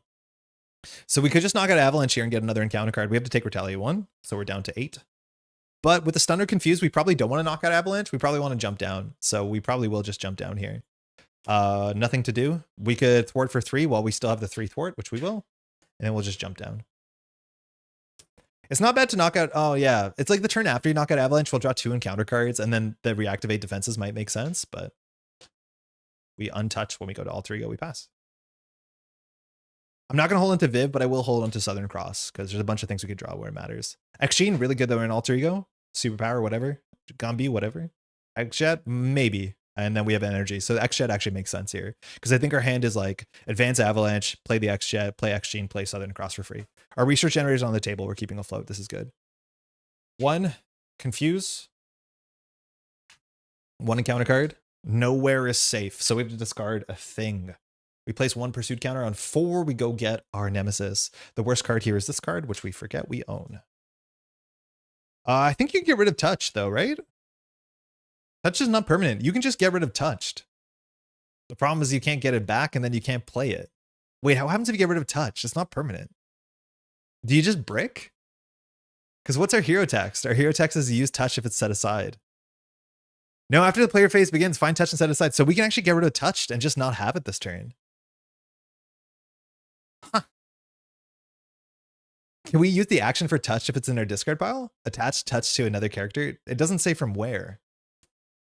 Chat, can we discard touched here? It's like not permanent. Why can't we? I'll stew on that for a moment, but we might be able to do that. Neat. Okay, we're going to play X-Gene. So now we've established all besides 1 resource generator, which we can actually do that this turn. So now we're going to be able to dump massive hands of damage. We want to probably ping Avalanche for Jubilee as much as we're going to lose the stun, and then we're going to stun whoever the next character is. The next character will have toughness, so we'll have to knock it off too, but we should be able to do that on more. So with this hand, we can actually play the X-Jet, which is like so many resource generators, more than we need, but I think we'll be able to get away with it. Fairly certain you can pitch touch. Yeah, but can you get it back? I think we definitely can pitch touch. I just don't know if we can get it back because it doesn't have an install cost. But our alter ego says during setup you can get it, which we can't. But force response after you change to this form, set touch to side. So if it's in your discard pile, I think would happen. And then this says attach touch to another character. I don't know why we wouldn't be able to discard this. And then once we jump to hero mode, we can do that action because it doesn't say from play, right? I'm just going to do it. That's cool. Cool. So we'll play XG now, which allows us to pay for our events. We'll jump up. Okay, so we need to knock out Avalanche. The cheapest way to do that is with Jubilee to spend a resource. I just want to do the math. We do 1, 2, 3. We can play the X-Jet. Here text says find. Find. Does it actually say find though? After touch attached. Well, the bottom says find, but I want to be able to do the top text right away. Because the top text says attached touch to another character. The bottom part says find, but we want touch this turn to be able to do. Oh, we actually don't need it because we have retaliate. So we actually don't need touched, which is cool. All right, so we actually can do everything we want. We're going to spend the X-Jet to do a wild. So Jubilee will hit for 2 damage and we'll advance to the next villain. So the villain will take 2. Avalanche gets knocked out and we have to reveal the next one. The next one won't be stunned, mind you, because it has a different name. And so when it has a different name, the status counters don't jump over. So we knocked out our first. That brings us to save the schools at 1. And we revealed Toad. So if we can block Toad, we don't take damage. Toad is, I think, the weakest one. So Toad B. Toad is tough, which we have to take that off first. After Toad attacks and damages a character you control, discard a random card from your hand. Okay. Villain named Toad. This will break for a second. Hold on. So 2 set 16. Okay. You think it sits in the discard for a turn? Yeah, that's okay. I can deal with that. All right, so we're going to attack for 2. We can't make it 3. Doesn't matter. We'll take 1 from retaliate. We'll take off the toughness. We're down to 7. And then we'll just do generate for Southern Cross. And with Southern Cross, we only do 6 damage to the villain. We'll take retaliate 1, but we do stun, which is a pretty good turn cycle for us. That's it. We'll pass. Draw 5. Clea, our mystic, reboot. We have no allies. We shapeshifter surprise.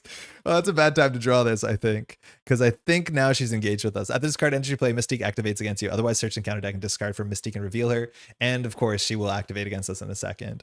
It says search the discard pile and encounter deck for Mystique. So we can't grab our Mystique, who's slightly less bad, but yeah, it's Mystique. We would not have drawn her. She would have been the next card. So she's here. She's tough. She's retaliate, unfortunately. She has 9 health and she copies our text. Oh, I don't know why I was zoomed in. Apologies. But yeah, oh, because we were drawing our opening hand. Right. That's why we're zoomed in. But yeah, that's not good. So she doesn't have villainous, but she only hits for 2. So it's not the end of the world. We are ready. Okay, it's also just a dead card in our hand, so I don't think we have any cards that will massively push the game forward unless we draw into Peter Parker for the next 2 cards. Because we have all these research generators, but not a lot of cards in our hand where they actually interact. You have such a large board state compared to my usual rogue games. Me too. Like, I think the last game we installed 1 card against against what's his face, against Master Mold, we installed like 1 card. It was mostly allies, but like this game we've had no allies instead. I mean, she's event based, so I like having cards on the table because events are not as consistent as upgrades and supports. So this hand is, oh, this hand is awful. This hand is so bad. We have a reboot we can't fire. We have 2 stronger togethers that don't matter. And we have a Clea, like, yeah, when it rains, huh? Okay. Excuse me. This goes to 2. Toad doesn't attack, but Mystique does. We're going to take 2 damage. At least the toughness will take off her retaliate. We're down to 5. 1 encounter card. Oh, that's probably bad. I think she just activates. So no, we get the Brotherhood. Okay, at least if we clear that, we can draw a card. But we have to grab the Brotherhood, which is a 5-threat hazard that gives quick strike to Brotherhood. So luckily we drew those in the right order, I reckon. But yeah, this hand is it's bad. I don't know if we're gonna be able to clear this. To be able to clear this, we need a ready. The problem is the only ready we have is attached to a trait we don't have access to on this turn. This could be a reactivate defenses, but we also don't have any stun or confuse in this hand. So like this is a pretty weird turn here. And anything that we interact with gives us retaliate 1. We can cancel it with Stronger Together, I guess, but Stronger Together only cancels. Man, drawing 2 of these together is like the worst because of the text. But yeah, this is like the least functional hand I think we've drawn all campaign. So we definitely play Clea. We can zap for 2. Clea means we can clear this if we do Jubilee Clea us, which draws a card. That could be okay, but like the cards that we're drawing here are Spider-Man would be good. It would have been Spider-Man. Jocosta's good. And Boom Boom are good. So they're all allies guaranteed. And that makes sense because that would have made this hand good. Huh. Who's in the yard for Mutant Terrorist? Who's Sabretooth fighting? We'll send our best forensics on it. Oh, yeah, that guy. I've seen that guy before. That's Captain Star. I don't know. And at the back, I think that's Blob, right? In the black tank. But I've definitely seen that character before. I don't know if that's like, I have no idea. You're assuming it's an X-Men, right? But X-Men usually don't wear those sort of suits. So this has to be like Avengers kind of line. Maybe someone knows. Someone definitely knows. It's from a comic book for sure. Okay, so we can do this. If we want to deal with this, we have a 1 in 3 chance of getting Spider-Man, which we can kind of play around. Mind you, these two research generators are not universally useful. These are, which means we can kind of force our way into Spider-Man top deck. Pretty sure that's Red Guardian. Oh, I think you're right. That does look a lot like Red Guardian. Yeah. Hold on.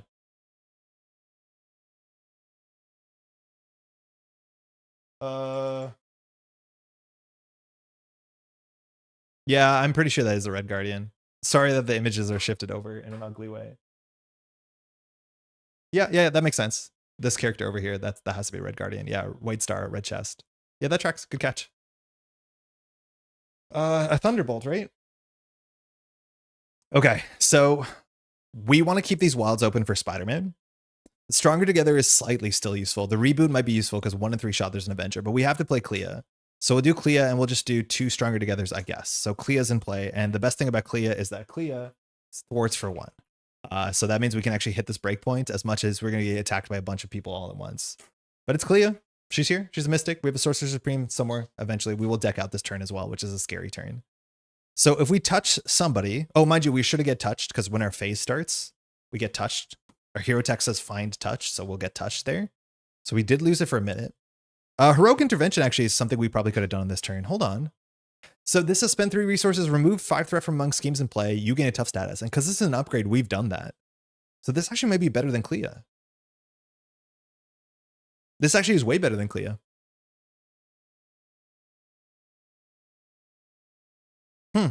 Okay. So if this is better than Clea, we remove 5 threat, we would clear the Brotherhood, we would draw a card from Skilled Investigator. We would have only 2 cards in hand. So if it's Spider-Man, we play Spider-Man, which would be fine. If it's anybody else, if it's Joe Costa, it's fine. I think she's in there too. And then we could get something else. We'd have a Toughness, which is also okay. Can't you do both? No, we could. We could do both. But I want to draw, like, all of these characters in our deck are 2 or 3 cost allies. So we have a 1 in 3 chance drawing Spider-Man, which I think is better than playing Clea on this turn. Like, Clea's only good for Sorcerer Supreme, but we have so many resources on our, we don't need a 6th hand side. It's better than a resource, but it might not be necessary. Like, this is the turn that next turn's also gonna be pretty bad, so we have to, like, do really, really good, because next turn we're drawing 2 encounter cards, and we're kind of on the back foot on 5 health. Joe Costa would be good because she gives us Bulletproof Bell. Spider-Man would be good because of Spider-Man. Clea is good because it blocks Toad. And Toad attacks and damages a character you control. We discard a card, so Clea would be worse than just blocking a Toughness. Yeah, I think we don't start with Clea. I think we were going to do the Heroic Intervention and see what happens. So we'll do 1, 2, 3. And let's just do this text. So we'll spend 3 resources of any type. So we'll do 1, 2, and I think we can do Reboot confidently. So we're going to spend 3 times. We're going to remove 5 threat among schemes you control. We'll gain ourselves a tough status and remove this from the game, which is fine. So the tough is good because then Toad won't fire. We'll clear the Brotherhood. So that's gone. So we draw out Skilled Investigator. It's hard to shuffle 3 cards, so we'll just roll a die. 1, 2, 5, 6. 1, 2. It's Spider-Man. I mean, that's perfect. Because we still haven't touched somebody yet, so we can actually, like, deal with Mystique. The problem is, like, Spider-Man is so rough with Retaliate, so Spider-Man might not be the perfect solution here, but we can play Spider-Man. The issue is, like, Spider-Man attacking Mystique is going to die sooner than later. Like, it's not super sustainable. We can't really jump down with 2 encounter cards, but losing the Cafeteria wouldn't be the end of the world.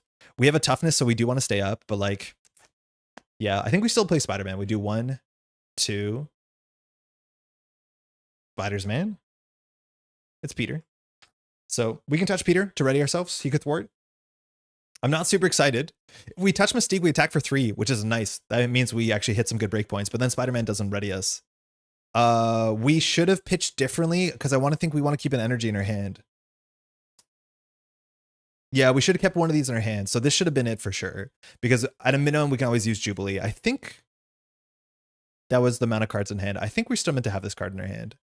We could also use this. Pretty sure he cost 3, so we didn't pitch for it, right? It was 1, 2, 3. Okay, so then we have no cards in hand besides this. That makes more sense. So I'm glad that we didn't keep the wrong card. Yeah, he does cost. Yeah, it does very much cost 3. A very hard 3 sometimes.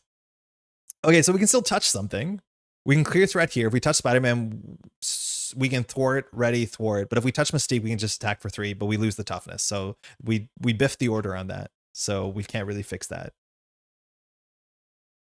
But yeah, we can't really fix that. Just going to discard this. There's a small chance we're drawing into a Bulletproof Bell naturally. We know these are 2 allies, but Bulletproof Bell is somewhere in here. We'll be drawing 3 more cards randomly, so it's not great. We already have a toughness, so Toad will hit the toughness. She will attack for 2. Retaliate's going to work her down, but I don't want to attack her because of the Retaliate. So I think the only thing we can do here safely is thwart for 2 and then just chill with Spider-Man. So we'll go ahead and touch Toad just in case we draw into Bulletproof Bell and we'll pass. Actually, no, we'll put it on Mystique. Because if we draw Bulletproof Bell, we'll want to use it on Mystique. That puts a 3 attack, we'll pass. Okay, that's it. Weird. Draw 2. Joe Costum Boom Boom. Joe Costum might have been better than Spider-Man there. But we're happy to have Spider-Man before we deck out. Spider-Man with Scarlet Spider and SPDR makes numbers go burr. Yeah. I mean, the Web Warrior package like overtakes most hero kits. I mean, Peter's really, really good. But as soon as you're playing SPDR and then like, yeah, Cross the Spider-Verse or whatever that's called, like, yeah, it does get a bit nonsense. This might not be a bad turn for us to hit reactivate defenses if we draw another minion, because we can probably jump down and get it confused. And even if the cafeteria leaves, I don't think we're super upset because Retaliate 1 is a bit much for us. Especially with Spider-Man. Yeah, Retaliate 1's really, really bad for us. Okay, 3 more cards. Going Rogue, perfect. We'll have a Confuse. Superpower Adaptation, doesn't matter. Southern Cross. Okay, so we should be able to play both of these, which is kind of what we want to be doing every single round. This goes to 1. Todd is going to attack us for 2 and a card. Touch is attached to a minion, so we don't have double Retaliate, but attacking for 1, 2, 3, 4, 5. Big boost. That's good. We lose the toughness. Toad takes 1 Retaliate. Now Mystique attacks us, so it's also going to be for 2. We're not going to block that, I don't think. So we'll just take 2. And she takes 1 Retaliate. 2 encounter cards. She's on, yeah, 8 health. First. Immovable, so we're going to get big guy. So Blob activates if not search for Blob and find him. So this is a good turn for reactivate defenses. So we might just do a confuse and reactivate defenses. I don't think we've seen Blob yet. We've seen Toad, and that's it. But yeah, getting a lot of minions here would be good. I think Toad has, or sorry, Blob has 6 health at a minimum. If Toad is here, we don't find him, or sorry, Blob. But that's not very likely. There's Blob. So Blob has guard, has 6 health, does not have toughness, funny enough. After Blob attacks and damages a character, stun that character. So same text. Last card. Sinister Strike. Ooh, that's bad. Okay, so this is bad because the villain's going to attack us. So the Toad is attacking for 2 and a boost, can be up to 5. If we defend for 2 and it's a 3 boost, we lose the game on the spot. We don't want to do that. So like, is this the worst tempo block with Peter Parker that we've ever played? Is it the worst ever Peter Parker played? 3 resources to block a 2 damage attack. The thing about Toad too is like Toad says after Toad damages a character, so even if Spider-Man gets damaged, there's a chance that we lose either our Southern Cross or lose our Going Rogue. No matter what, we're going to be able to wipe the board, but like, I don't know what to do here. We might have to just like hope that's not a 3 boost. What's the 3 boost count of the deck? These things are rough. We've died to that before, so.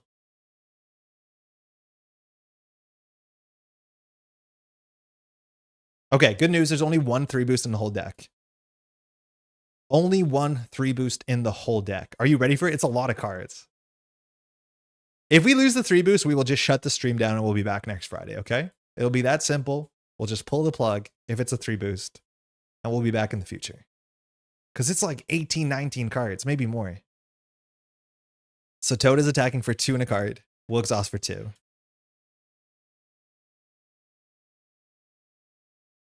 Okay, 2 boost. So we take 2 damage. We're down to 1. We do retaliate 1 to Toad.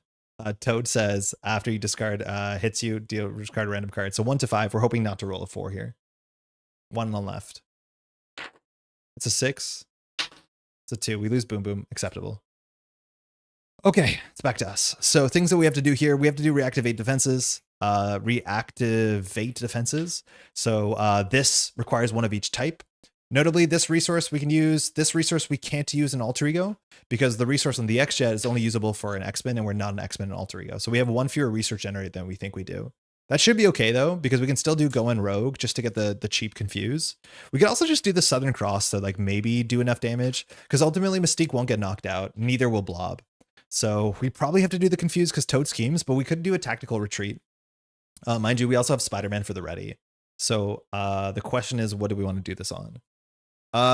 Southern Cross as well has overkill, but we need to jump down to be able to recover. So I'm assuming we're going to put it on Spider-Man so we can jump down and recover after. So that's probably what we're doing. So I think we touch Spider-Man.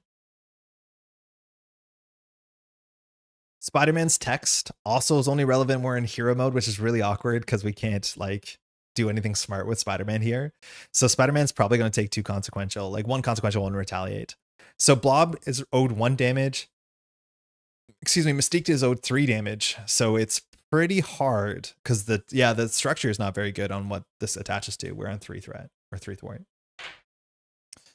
Yeah. For touch, do you gain the traits for the round? Yes. Touch Jubilee and you gain X-Men no matter what. Problem is you can't touch yourself. The game doesn't let you. It has to touch another character. There's no way in solo to touch yourself, which sucks because you can't get Stalwart. You can't use superpower adaptation. It's like my least favorite part about Rogue is that it makes sense that like touching like yourself doesn't actually matter. It's also the funniest sentence to say, but yeah, you can't do it. You could touch, the only thing you do is touch Gambit, but actually that will work. You can touch Gambit and jump down, but we don't have Gambit. But yeah, it's for the whole round, which is cool. It barely matters, but when it does matter, it's very, very cool. Okay, so, oh my god, every turn hurts. We have to go in Rogue, I think. So Spider-Man can knock Blob to lethal.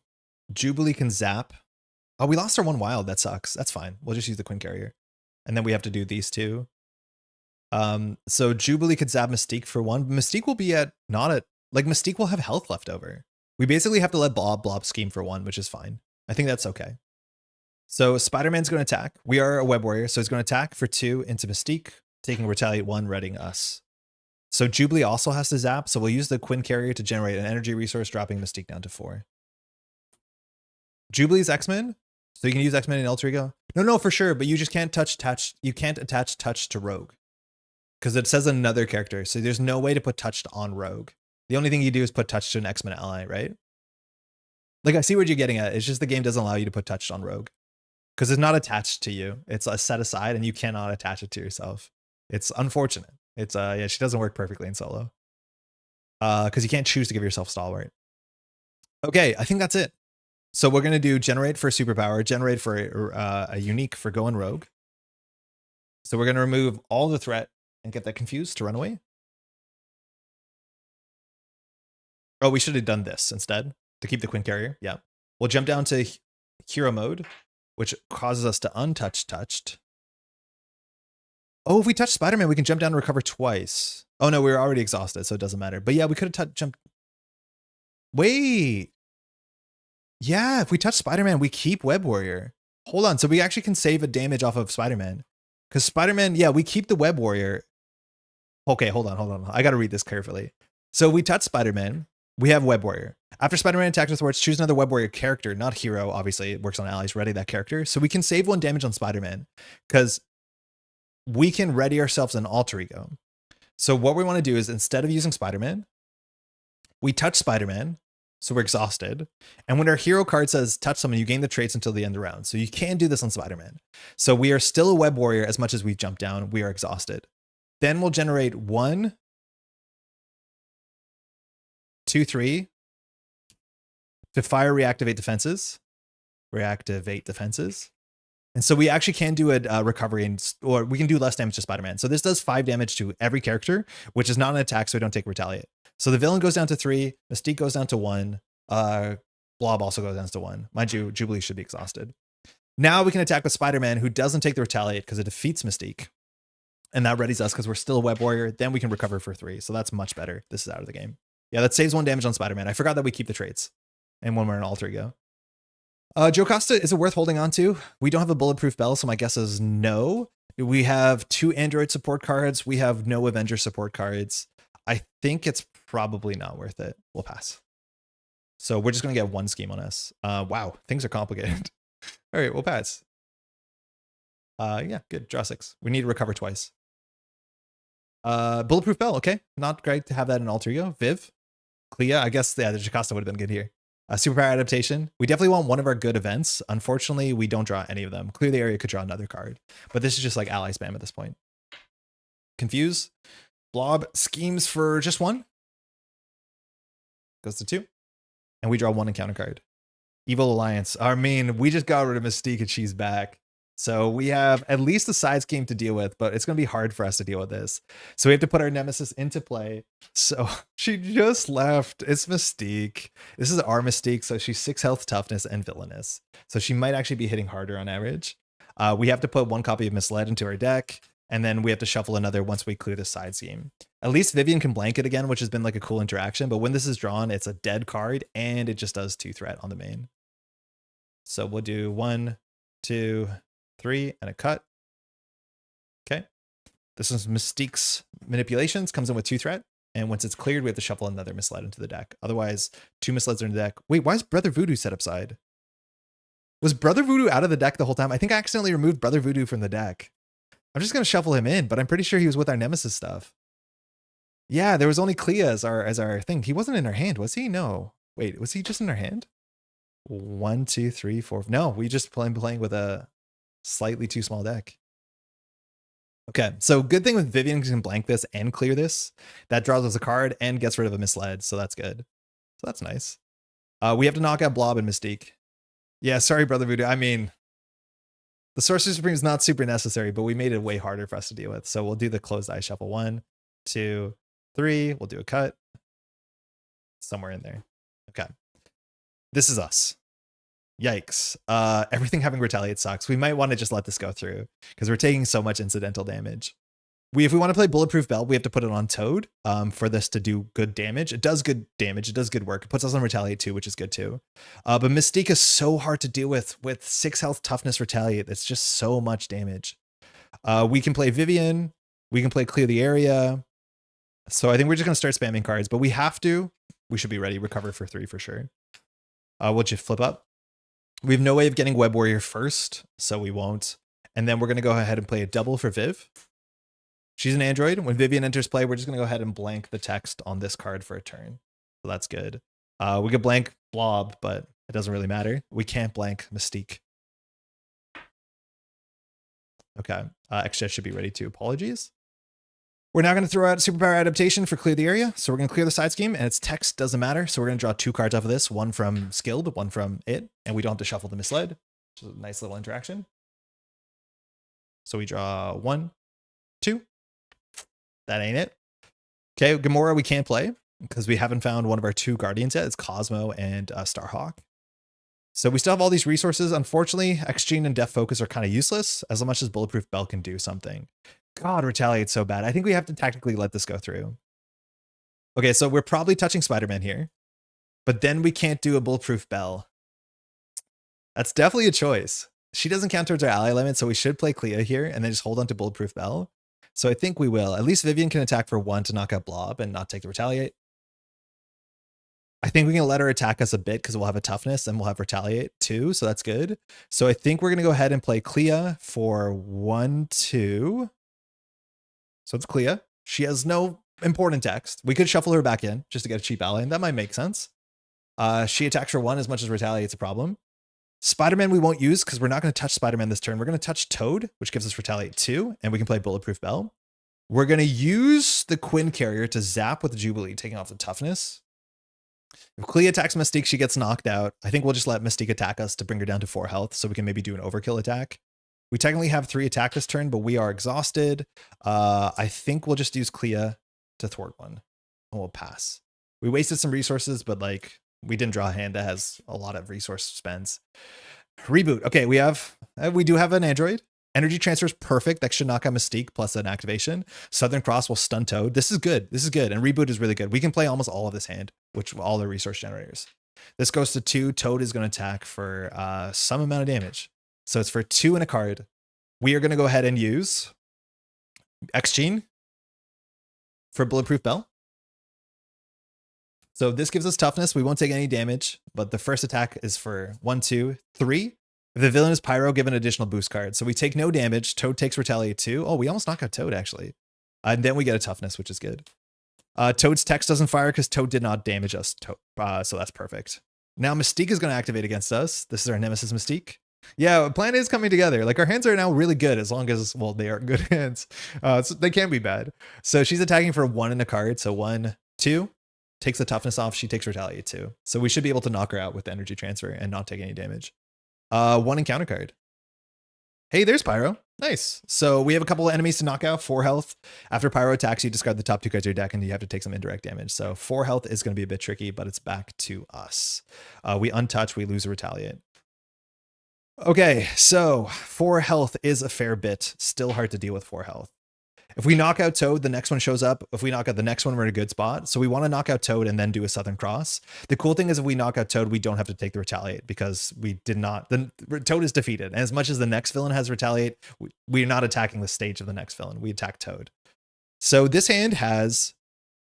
We wants us to touch Vivian because then we get a reboot. So that's 1, 2. And then we can do Southern Cross for 3. So instead of an energy transfer, we can play 2 reboots. 2 reboots are 2 readies. Energy transfer is 1 ready, the same amount of healing, but 2 damage. Honestly, maybe the energy transfer is better. Maybe the energy transfer is better than the 2 reboots here. Very weird. Yeah, very, very, very weird. Okay. On this turn, we either want to touch Spider-Man or Viv. We could also touch Southern Cross. But the thing with Southern Cross is Southern Cross only stuns the thing you're attacking. So we definitely want to use Southern Cross on the next thing.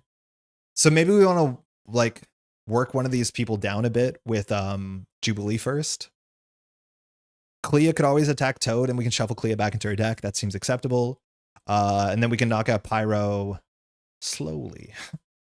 Slowly. Yeah, I think we will touch Spider-Man here. I think it's pretty good. So we're going to start by Jubilee. We're going to spend the Quinn Carrier. This is exhausted, yeah. To zap Mystique for 2. She's exhausted. She can just spend energy to do a exhausted, do 2 damage, not an attack. Okay. Oh, my head hurts. All right. Then we want to touch this to somebody, probably to Spider-Man. We'll attach this to Spider-Man. It gives us 3 thwart, and we're now a Web Warrior. We'll just use Clea to attack into Toad. Toad is knocked out. We have to just do 1 more villain. We'll choose to shuffle Clea into her deck with her text. So we can draw her again, and she's like, fine. A 2-cost ally, the floor is pretty reasonable, as much as Retaliate does suck. Okay. I guess there are bad cards in our deck, so we should be careful when we shuffle. That knocks out Toad. So Toad is now the second villain. We're revealing Blob. We have to give ourselves an encounter card, and this is Blob. And so Blob is our last villain here. Toughness, of course, which I forgot about that. The toughness is not good because we want to do an 8 damage attack into Blob, so that might be something we have to deal with. Coming in with 19 health. Sorry, this is going to break for 1 second. So this is the biggest one, I think. Blob. And when Blob attacks and damages a character, stun that character. So yeah, toughness and Retaliate and stuff like that will matter. Unfortunately, we can't get Stalwart, so we can't clear our stun. I think being able to dodge Retaliate with allies is huge. I vote energy transfer. Yeah, I could see it. The reboot like does damage to us when we attack anyway, so energy transfer makes a lot of sense. Okay, the question is, how are we taking off the Blob toughness? I think Vivian has to be a hero here. I mean, Spider-Man gets knocked out whoever he attacks too. It's like pretty bad. So I think Pyro has to survive for this turn.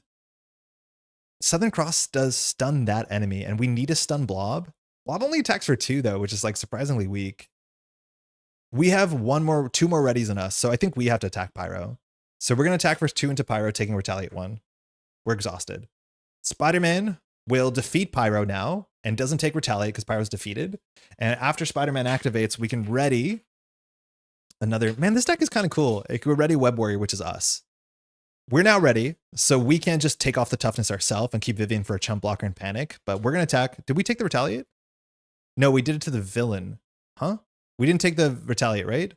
No, we give it to the villain, excuse me. So we should be on 1 less. The villain should be on 1 more. Yeah, okay. So we're going to attack for 2 into Blob, taking 1 more Retaliate, taking the toughness off. Yeah, we got there. Ignore me. No. Yeah, I agree. And then we can use Vivian for a panic block if we need to. Next, we're going to do Death Focus and the X-Jet for energy transfer. Wait, we're short a resource. Uh-oh. We're short a resource. So that means we don't take the toughness off. We will knock out Mystique. Yeah, we're short a resource here because we used the X-Chain. I don't think we have enough resources because we had these two open. These two play this, and then we're short one. So yeah, we can't do that.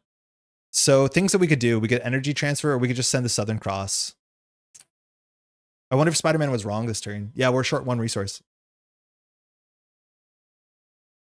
So Viv could take the toughness off, no problem. We could Southern Cross for only 6 damage and a stun though, which is good. I think that's probably it.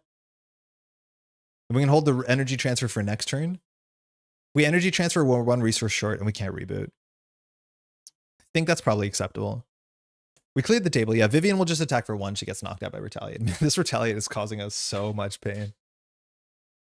All right. And the Retaliate on us hasn't been that useful because we're mostly stun or confused based. As much as we can have Retaliate to, it hasn't been anywhere as good on our side. So at least here we do 8 damage. So we'll do Death Focus, X-Jet, a reboot for Southern Cross. And because this is touching us, it does 8 damage because we have Aerial. So the villain takes 8, we take 1, we stun. So within striking distance. Energy transfer is worth holding on to. Reboot is no longer worth holding on to because we no longer have an android and we'll pass. Okay, wow, complicated turn. Might not even have been the best line, but I think we're happy enough with it. Gambi. Energy, nice for Gambit. That does 3 damage. Sorcerer Supreme? No. Brother Voodoo, though, actually. Maybe. But probably a bit too late for that to be good. Goes to 3, gets stunned. 2 encounter cards. We have a panic blocker if we need it. First card. Avalanche. Ugh. So 5 health. Doesn't have guard, though. After Avalanche attacks, you exhaust the character. Dark Designs. Okay, maybe this is good for us ultimately because there's a chance that this will unlock the not having Retaliate on everything button. Goes to 1. Cafeteria. So scheming for 1-2. Boost on Dark Designs means this goes to 5 and no further, and this goes to 2. So unfortunately, we're stuck still in the cafeteria as much as we could let that go through. This goes back to us, dropping our thwart to 2. Okay, do we have 11 damage? So if I'm not mistaken, Spider-Man's a bit awkward here.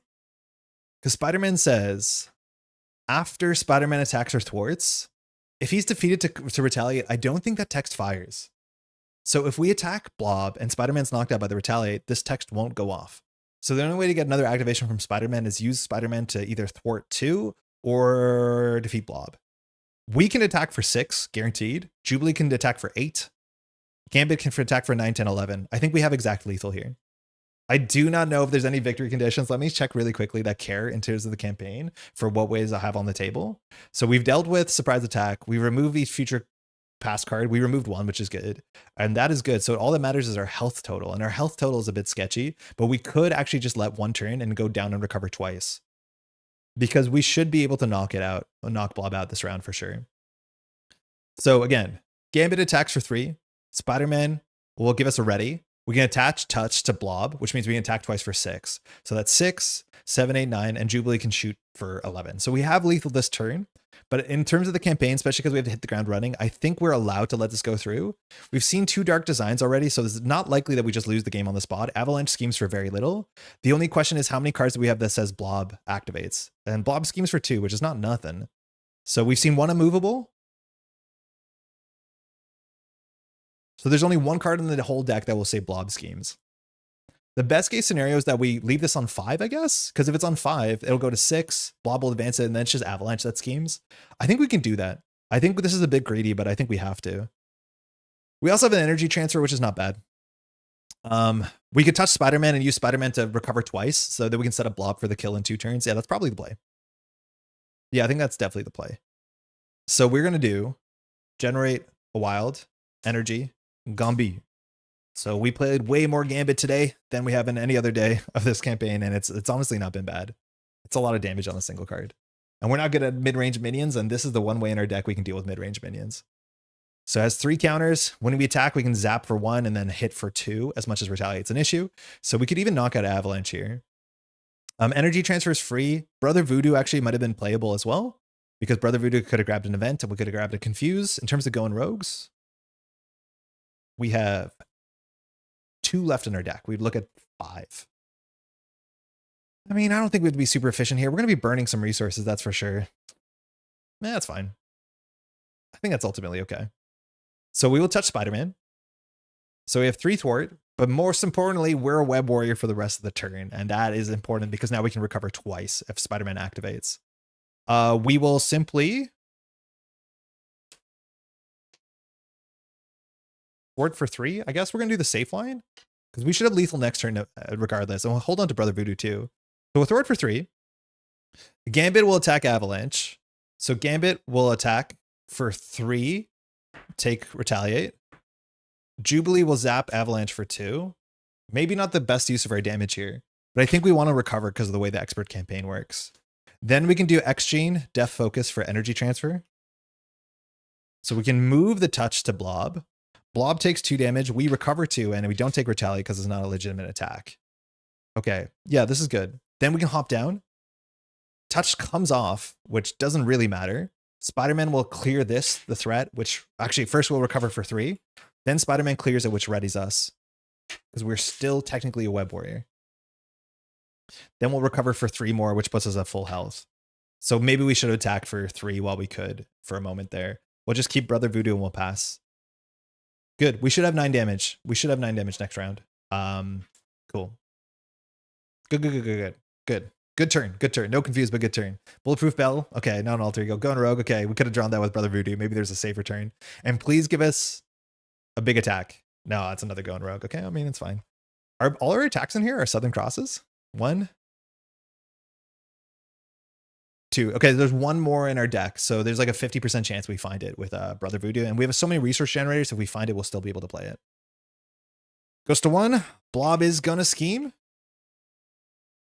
For 2 in a card. 1, 2, 3, 4. That is one of the cards that we want to get out of the deck. It's one of the future past cards. This one's pretty fun, actually. I think it grabs your minion, your nemesis, excuse me, and like gets it pretty bad. Excuse me. So this says attached minion gets +4 in Sentinel. Search and counter deck and discard pile for set aside nemesis. I mean, the problem is we're gonna now draw our super nemesis in the next scenario, which is the hardest scenario. So we would love to get this out of the deck, but regardless, this only goes up to 5. 1 encounter card. Almost superior. This one has search because there's no minions.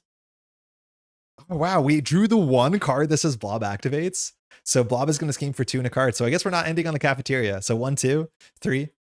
This goes through. Oof.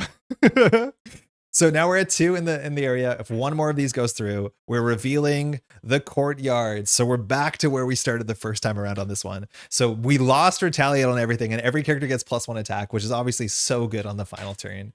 In fact, we might have actually needed that, which is kind of good fun. So everyone has +1 attack. So Gambit now attacks for 4. We attack for 3. Jubilee can even attack for 2 damage. So that should be like pretty guaranteed. So there's nothing we can do here. The only thing we could have maybe gone for is the 1 card that we just discarded out of the deck. But now we just want to be on full health and end the game, which with this hand should be super, super easy. So we'll just flip up. We can just do generate. Actually, we'll do generate, keep an energy, double for Brother Voodoo. Losing the retaliate means that we lost the free stun or confuse, but that's fine. Of course, you get same luck, my guys, same luck. I mean, it was okay, but it's so wild that we drew the 1 activate card. I mean, this going through actually probably helped us. +1 attack is good. So we can look at the top 5. We're looking for a big damage attack. Nope. I guess we have to take this. It's the only event. We have to do a weird shuffle. We're not going to draw. But we just have to do 9 damage. And we already have 3 attack. And yeah, we're in a good spot. So 1, and then we'll do a cut. Okay. All right. Yeah, lethal should be really easy here. Yeah. So we're going to attack for attaching touch to Blob. Means that we have 4 attack now. So any of the cheap readies are really good. But we have +1 attack, and Rogue's Jacket gives us +1 attack. So we attack for 4 into Blob, which is good. Gambi will attack for 3 and then 1, doing 4 to Blob. And that leaves at 1 health, which will make Jubilee have the shot. She'll just zap for 2. Nice. All right. We held on. We had some really hard turns for sure, but we definitely held on and persevered. I think it was actually very likely that we should have gone for a tactical advance and just allowed the retaliate one to go through, because the retaliate one is terrible for us. The courtyard is fine. Like +1 attack benefits allies, a lot of allies, way more than it benefits the villain, especially because we have access to toughness and chump blocking and stuff like that. So the courtyard is really, really good for us. Just so you see the other ones, and again, there's so much variance on the setup here, is the atrium. The atrium's like not great into us because the atrium gives everything steady. So blob is the only one that can stun or confuse you. So it's not really an upside for us, but it's a downside for sure for everybody else. And the basketball court's also not terrible because we play more allies and there are minions, and this just gives toughness. So I think we probably got one, definitely the worst one. And then this is the second worst, and these two are probably actively good for us. So yeah, that's kind of a wash there at the end. Even if we didn't get the +1 attack, we actually did not have enough damage, I don't think. Like we had 1 more damage from Brother Voodoo, technically 2 more damage, and our hand had no damage itself. So we actually needed the courtyard to end that turn that game. But we had a bulletproof bell in our hand, I think. So we would have survived another round, no problem. Stokes, how's it going? It is definitely Red Guardian. Unfortunately, you won't see this comment for another like 20 minutes because you're not watching live. That YouTube allows you to do that for better or for worse. Yeah, David Harbour's characters. Hopefully you hear this later and you'll be like, oh yeah, cool. Okay, that's it. For today, we've been streaming for 3.5 hours. I have some family in town. It's my birthday weekend, so I'm gonna dodge out and go see them. That means there's one more scenario, and it's honestly Magneto. Probably the scenario I was most excited to play because Magneto is pretty difficult. I do want to report, unfortunately, the change we made to this deck by adding Guardian cards hasn't been relevant, and I don't know what to do. But like, this is the weird thing, is a lot of the trade packages that we're playing are good when they're good. Like our opening was absurd with Evaluate Threat with our Avenger to get everything running. Like that's obviously very good. We could play another copy of Reboot for sure and swing into the Android thing, but we usually have an Android. I think Sorcerer Supreme is worth playing because Brother Voodoo is just a good enough card in our deck, and Cleo's not terrible. But like playing the Guardian package or the Dora Milaje package or the Champion package, those haven't seemed to be worth it. So we probably, especially for Magneto, should just play like universally good cards. Like whether it's the cheap readies and like maybe we can play Ready for a Fight or any of the sort of like basic protection cards, either Ready for a Fight to jump down, or we could play the one that says heal 2 damage, what doesn't kill me. Like there's a lot of really cheap, good protection cards that we'd probably value, and our stats are pretty good when we have our jacket down, so that could be like the right thing to do as well. But what is good is when it works. Like Spider-Man is sick. Like Peter Parker in this deck is like awesome because that's like a nice cheap ready. The fact that you can cheat Web Warrior and Alter Ego is like very specific. Rogue is one of the few characters who could do that without doing the upgrade setup thing. So like that's kind of cool. So I do like parts of this deck. It's definitely the most interesting Rogue I've played so far. It's made me enjoy Rogue way more than I thought it would. And you do have an economy issue. So like this sort of 4 research generators does not even feel greedy. It seems pseudo necessary because we're at the point where we draw every hand and we can play like literally every card in our hand, which is what you want to be doing, or as close to that as possible. So it's been cool, but I'm not convinced about this Guardian thing. I don't think the Gamora payoff is worth it. And like, I'm not excited to play Cosmo. I'm not. Starhawk at least is like maybe worth playing because it's just a really good protection card in general. Enjoy your birthday weekend. Thank you so much. We'll be back on Friday. I think I owe final games for a whole bunch of scenarios or campaigns. This is definitely on the docket, so I'm not sure what to do about that. But we'll be back on Friday, probably playing something entirely different. Maybe we'll have time this week to do some recorded gameplay up on the channel. But what I want to say for sure, if you appreciate content like this, whether you're watching it live or whether you're watching the VOD, if you do want to take a second just to leave a like on the video, it helps the channel so much. If you want to subscribe to the channel, you'll know when we go live. Sometimes we go live at different times and play different games, like Tuesday nights. Sometimes we join for Ashes if you want to learn how to play that. But otherwise, we'll be back on Friday. So yeah, like, comment, subscribe, that sort of stuff helps the channel out so much. Thanks so much for hanging out. I know I have like folks in town, so I still like enjoy this time so much. So I will carve out time for this. Hopefully my family understands, but it's an absolute pleasure. So hopefully you're enjoying it half as much as I am. And maybe that's good enough. Thanks for the stream, Nelson. Thanks so much for hanging out. We'll catch you in the next one. I'll just put some timestamps into this and do some quick publishing, and then we'll catch you in a week. Take care now.